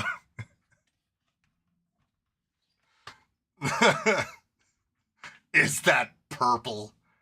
Damn it. Not everything is purple, Charles. What? Okay, have we been able to ascertain what does it mean? What type of color blindness does Mr. Hurley have that he thinks everything is purple? Is it red blue? Oh, it's so good. It's so good. Oh. Does he... This counts as this counts as a 6x, right? Because he's got 6 canyon trails. Oh, it sits so good. That magnet is crazy. And I realize now it has this little guy on the front, this little neat little skid guy, right? Which I was like, why does he have this little wingus? It's got this little wingus angle on it. Turns out the wingus stops the body from trying to flop forward and crush itself. We're gonna try it. We're gonna see if we can make fetch happen right now. Oh man, Bronco, it's purple too. Red blue cone hypersensitivity will make you see a purple tinge to everything. Oh, he blames it on the purple rain. That makes sense. That's fine. That's a lot of unsprung weight in like the worst possible place. Well, no. Because you have to remember, you're thinking like a rock crawler. For a rock crawler, that's weight in the wrong place. Go look at the promo video for it. They show this guy hooning around on like sand dunes. So based on that, the spare tires in the back actually should be serving a purpose. They're going to absolutely destroy departure angle. Departure angle directly into the toilet. He only does it to annoy because he knows it teases. Oh, his purple thing? I love Mr. Hurley's purple. It's great. Mr. Hurley is an underappreciated comedian. Because I put that on backwards. Nobody stopped me. Nobody stopped me. I still think warmly of talking about how I can't take magnesium because it gives me hives. And Mr. Hurley, in perfect timing without missing a beat, said, "Have you considered the milk of the poppy?" I still laugh about that. That's fantastic. That was perfectly timed, perfectly primed. So good. So he's going to live in second gear for the rest of his life. I did a quick spin-about test on 4S. And the gearing, God bless the 2-speed, I don't know how good this thing would be on a sport unless it was on the sport stock gearing with the 39 tooth. Because this thing with the 2-speed in it, it is still slow in first gear. Oh, get directly out. Oh, they're perfect. Now, see, on a single speed, you would have no option of going slow. You would have to set this thing up to go lickety-quickety.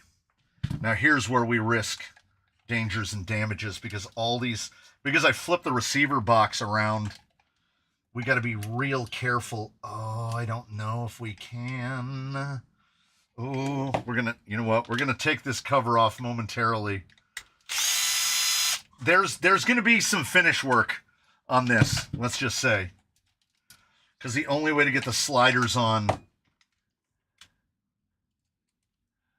These are RC4... I want to say these are RC four-wheel drive for TRX4. I have one other set. They should still be on Rusty. I don't think I took them off.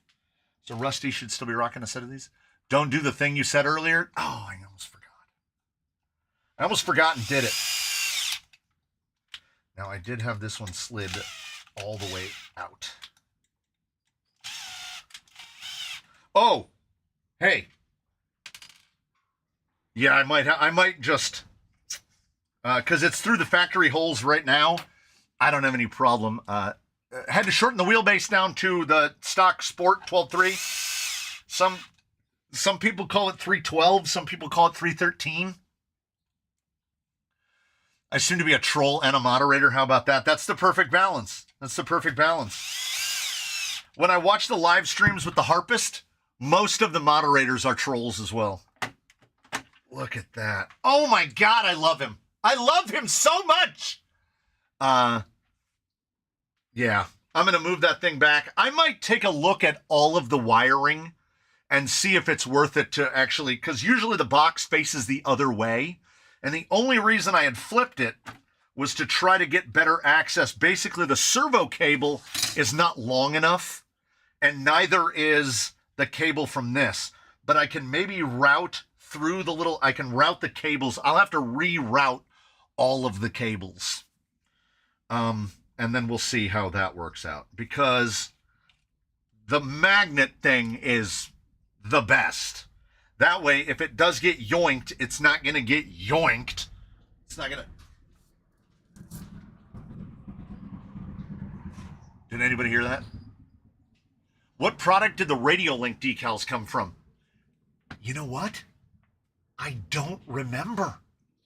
I bought something Radiolink, and it came with a sheet of Radiolink stickers, and I've never seen a Radiolink sticker before, like ever. They should have a little sticker sheet. And, oh my God, imagine if they did. It'd be like my situation with Mias.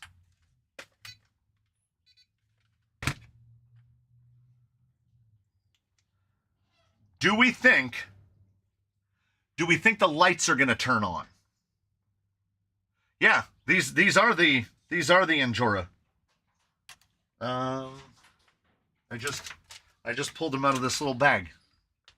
I saw them in, I don't remember where I saw them, but somebody told me where they came from. RC8X came with stickers. Oh, mine. Oh, that's right. I didn't buy one.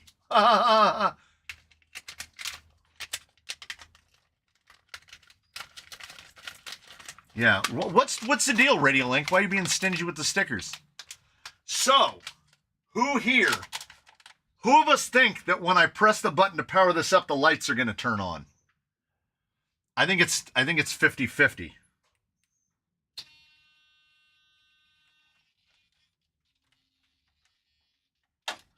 No lights. That's an MKS 550.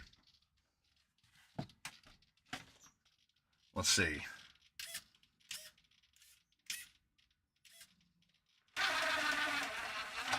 Okay, so I'm going to have to reroute the locker cable for the rear. It doesn't do the thing. Front still works fine.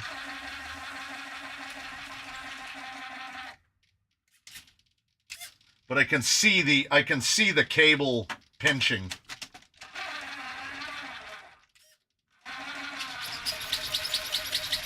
MKS 550, definitely. Might need a light controller. Yeah.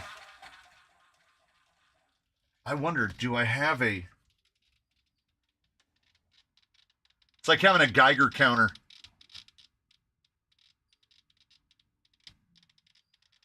The toggle switch only set up for servo, not lights.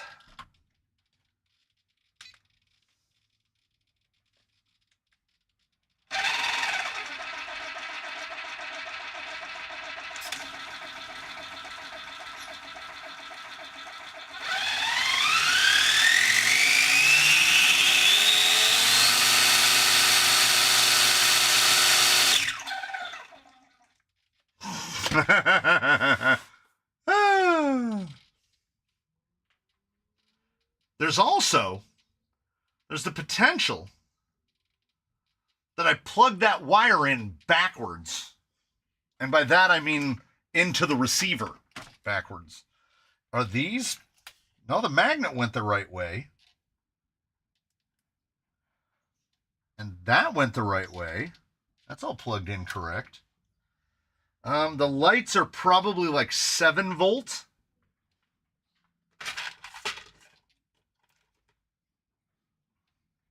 The lights should survive this, right? I cooked a receiver last week doing that.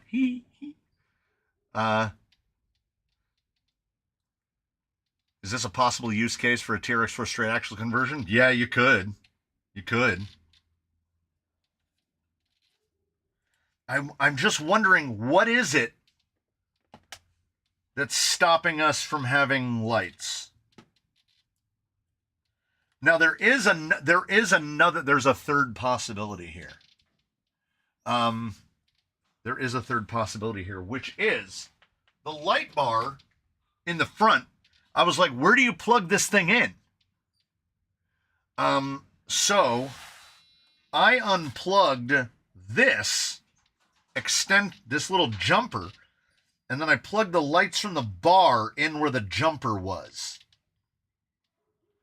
I'm trying to look at which jumper I removed. I need to cut some zip ties. And this is dangerous. It looks like that one. And then that one goes to that one. Yeah. Okay, let's see if I did this. Let us return it to how it was, the way it came. So the center lights on the grill are now unplugged. Maybe I don't think I plugged in anything backwards. I think it's probably just the fact that channel 3 is assigned to something else. Might have to dig out a 7-channel receiver.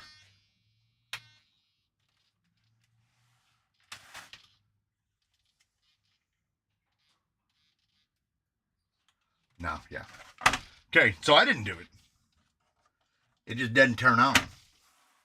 All right. That's not... Pull any signal wire and just send power. You need a light controller on-off switch. Okay. That's what I was digging for.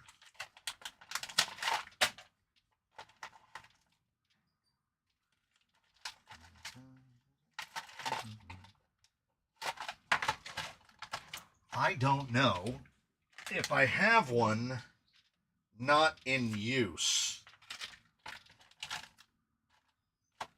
I've got an RC switch, but it's designed like an RC switch for like winches.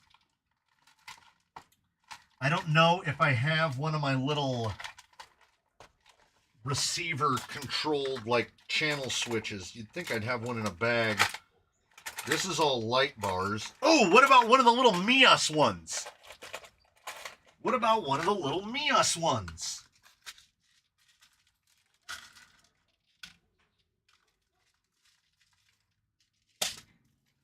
Like this.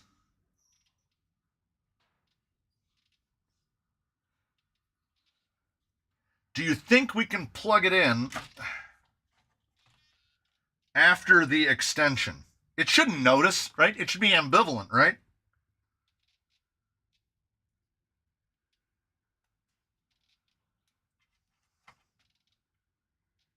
Positive and negative. Positive is always in the center.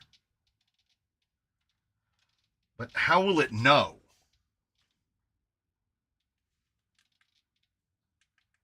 Yeah, I think it's the mix. I think it's the mixed channels.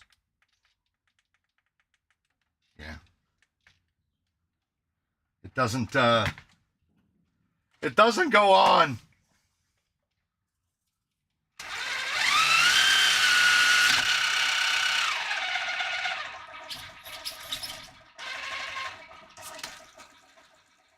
Everything else works. Dang it. Well, let me check. That's a 6, that's a 6, that's a 6, that's a 6, that's a 4, that's another 4. But I don't tend to run a lot of 7-channel rigs. Well, we have one now.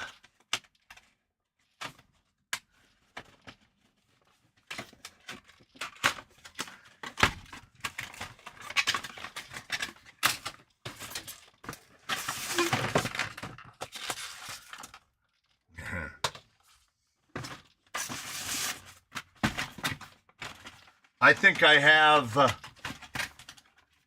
one or two RC6s that are actually using the 7-channel receivers. I don't tend to use them. I traded out a bunch of them.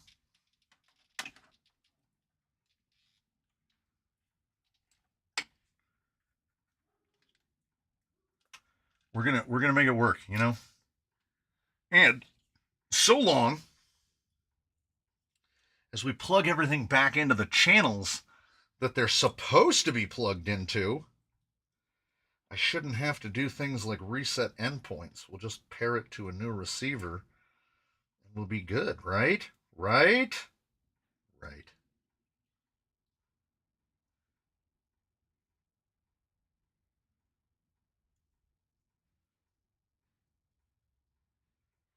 Wrapping. Stupid dipole antenna. Does Radiolink make a receiver that has a built-in light controller? I don't know. As someone mentioned, I know that Mias does, or FlySky does. Somebody does. I don't even know. Here's what we're gonna do. We're gonna loose bag this because I'm gonna have to redo all of this anyway. Because I'm gonna have to scooch the receiver box back. I have a 3D printed feller, if need be, which goes like that and gives you mega receiver box, which gives you a ton more room. And then you got to run like 25 mil. Dumbo RC makes one.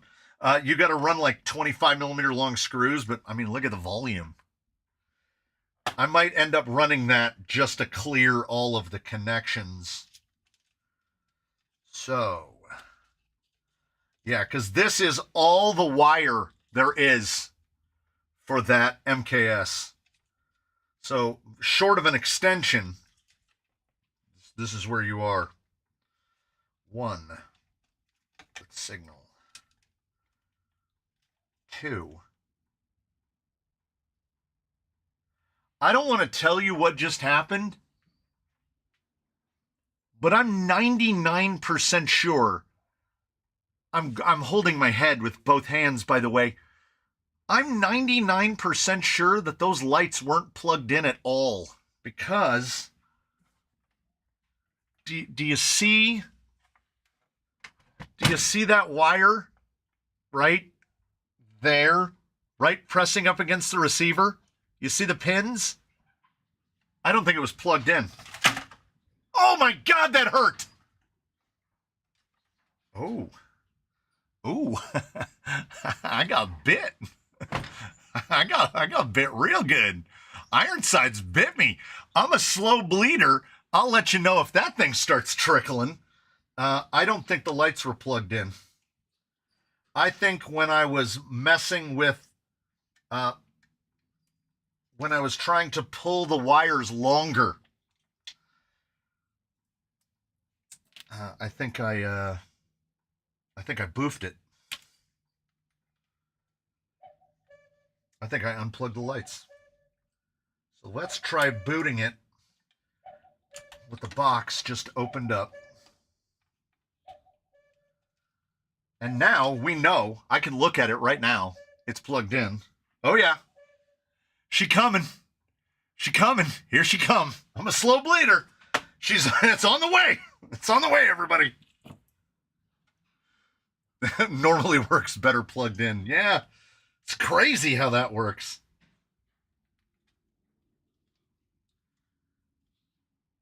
Yeah. I just realized that Anjora is far smarter than I am. I was like, how do they know that the plug is going to plug in the right way? Well, it's polarized, dummy. It won't plug in backwards. It rejects itself, and then when it's spun around, clink. Oh, it's kind of genius. All right. Now we're going to find out. This is no switch. God, I'm an idiot. I'm not God's perfect idiot, but I am an idiot. Okay. Carefully.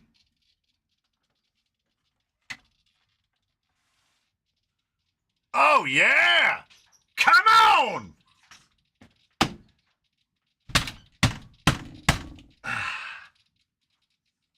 So now I need to pull that jumper and plug the middle bar back in. Also, we got the amber down low.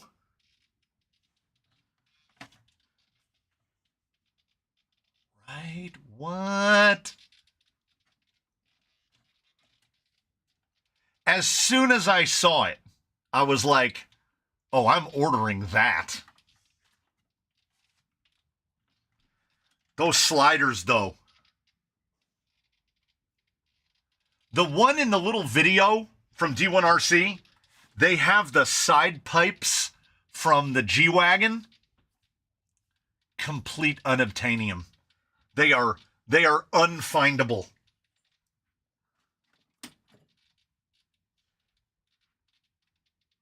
It's pretty bright. That's all right.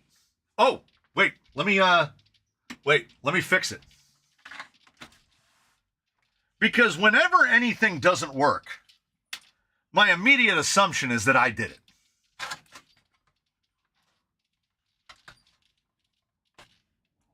So let's add a couple more. Boy, this is one of those moments that we wish we could take the body off, though. Hinged is convenient if you're done.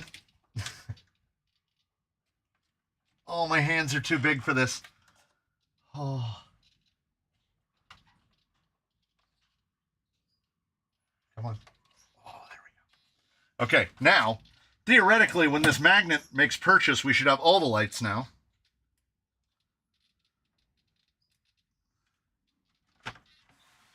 Careful. Yikes. Yeah, that does that does jump it up a little bit. Now, it came with a little bag of letters that spell Bronco, little acrylic letters. But how are you supposed to oh. The insides. I'm in axial shock. The insides are coming on the outside. How am I supposed to fix these? How am I supposed to fix these? What size hole do you punch in your tires to vent them? 4 millimeter. I use this. I bought this so long ago. I have a better one with like replaceable bits and everything. I still use this one. I don't think this thing has, I think this thing has punched maybe 2 belts. It has lived its whole life just punching. I think it's the handle. I think this handle is more comfortable. I just like this one. Do I have my other one? Yeah. Like I have a right fancy one. Oh, it's way less effort to use this one too. Yeah, 4 millimeter though. But like this, the anvil barely has a mark on it. And the other anvil has a full-blown 4 millimeter ring punched into it. Almost every tire. Have you tried staples? It's usually glue. It's pretty shallow though. It'll be fine. But yeah, don't worry about that magnet. Because that thing bit me, but good. So I will do the necessary cleanups and wire tightening and all those things. And hey, I don't have to I can put this back in the drawer. I don't need a 7-channel receiver. Unless, if you weren't you and you were me, would you put the switch in? Would you put the electronic switch in so you can, or just leave them running? I kind of think maybe just leave them running. I was looking everywhere for this, by the way. Because if I put this guy in, I can dedicate a channel to the... Wait, can I? Lockers? No, I can't. I can't. I would have to mix a channel. Yeah, so easy. Easy. I'll just leave it like that then. I'll just leave it like that then. I have the little guy. I don't know if he'll fit. Yeah, I think that'll fit. I can put it in between the towers.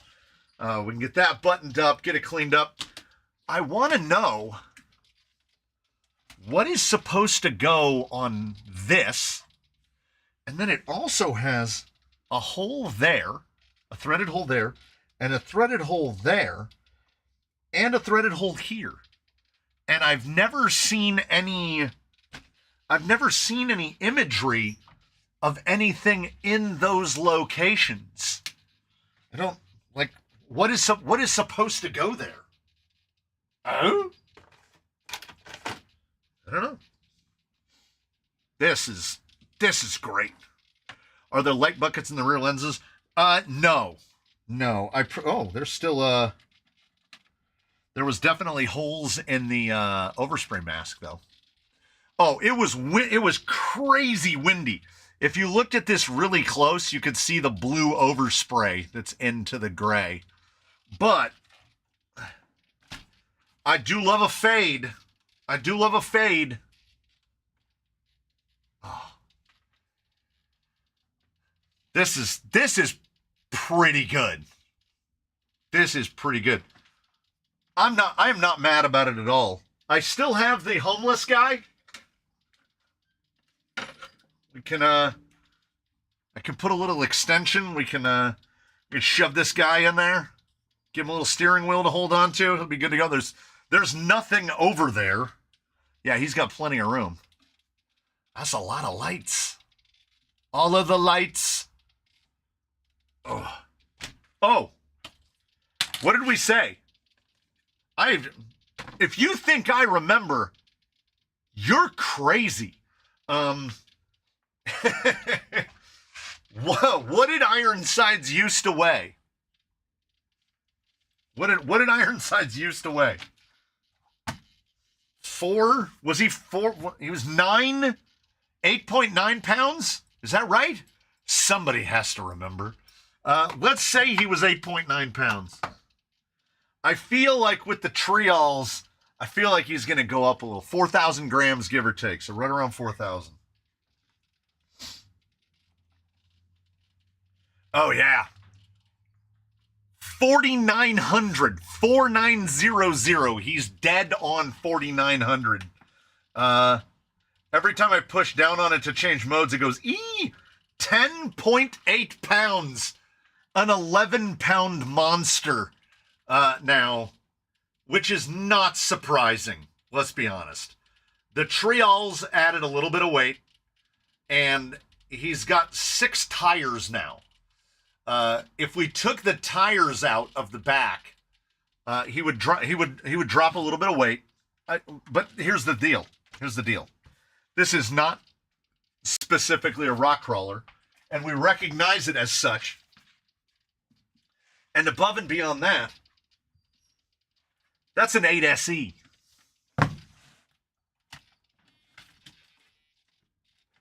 Balance. So if there's one thing we're not worried about, it's power. Yeah, the BroncoR ankle breaker. Hopefully the lights will allow you to see it coming. Oh, I got like 2 minutes. I got 2 minutes, and you know what we're going to do? Just listen to that MKS crackle. That magnet is so good. You know what it needs? It needs a flip down. Like, attached to the cage, it needs a flip down. Like, I need something that's not sharp.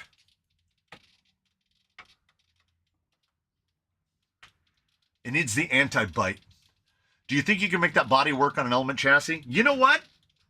I think you probably could. The only thing you would probably have to do is some spacers front and rear because the spacing at the front and the rear won't be the same on an Element. But otherwise, other than that, I don't see why you couldn't. Yeah, because IFS and straight axles probably be pretty sick. Look, don't try to make me buy another one. Don't try to make me buy another one, because I will. I want. We all want, don't we? We all want. I want a live axle thing that goes fast. So even if I wasn't putting Element axles under it, even if I was using some other straight axle, Element rails would be a great choice.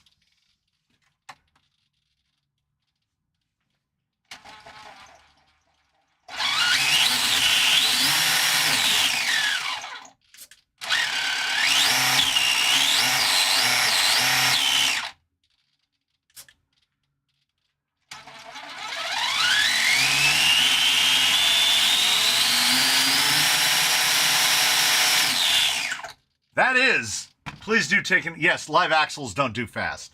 They just don't. It's not smart. It's not. They don't do fast.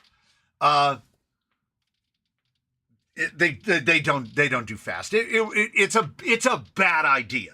It's a bad idea. And honestly, as alluring as a straight axle missile is, this is one of the few things that this should be done with, because TRX4 is robusto. So everything in the drivetrain here can handle what's about to happen to it. That is the smallest pinion that will fit, a 12, because that is, of course, a 5mm output shaft on the 8. This thing is probably going to go around 20 miles an hour on 4S.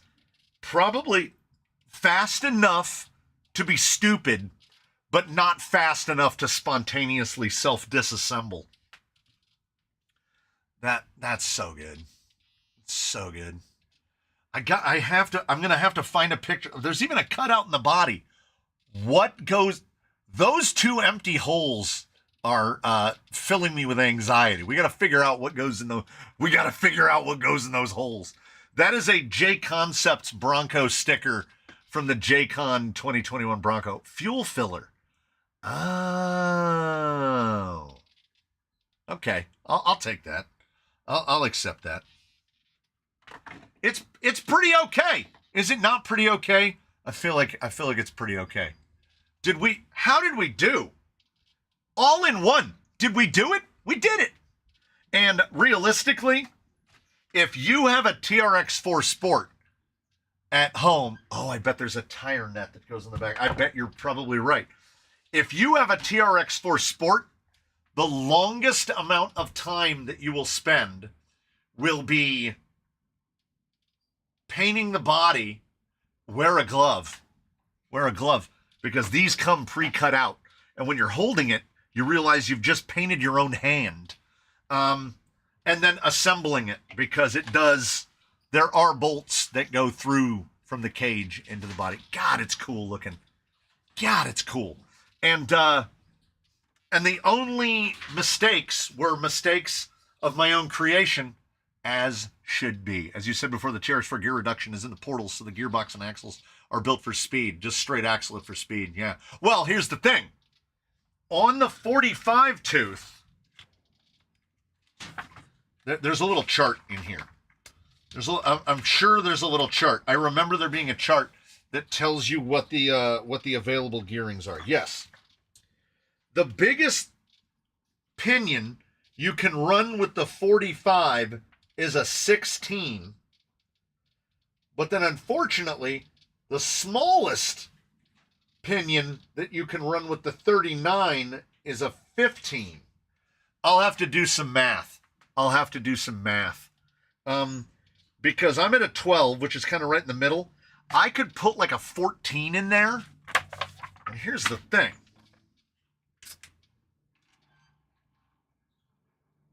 Like, don't forget. Oh, I love the way it sounds. Don't forget, it's a Fusion. My friends, this is a Fusion. So it can do this. That's 4S. It's so noisy. It's so noisy. Did you see it imperceptibly? That's second gear.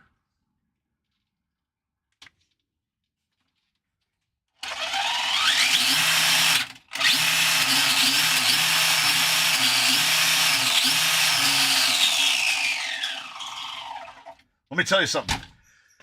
I can feel an alarming amount of wind coming out off the bottom of this thing when those tires are really whirling their way up. If this can make it up any rock at all, it will be just an absolute win. 11 pounds. The inserts even look right. Just bagged out enough.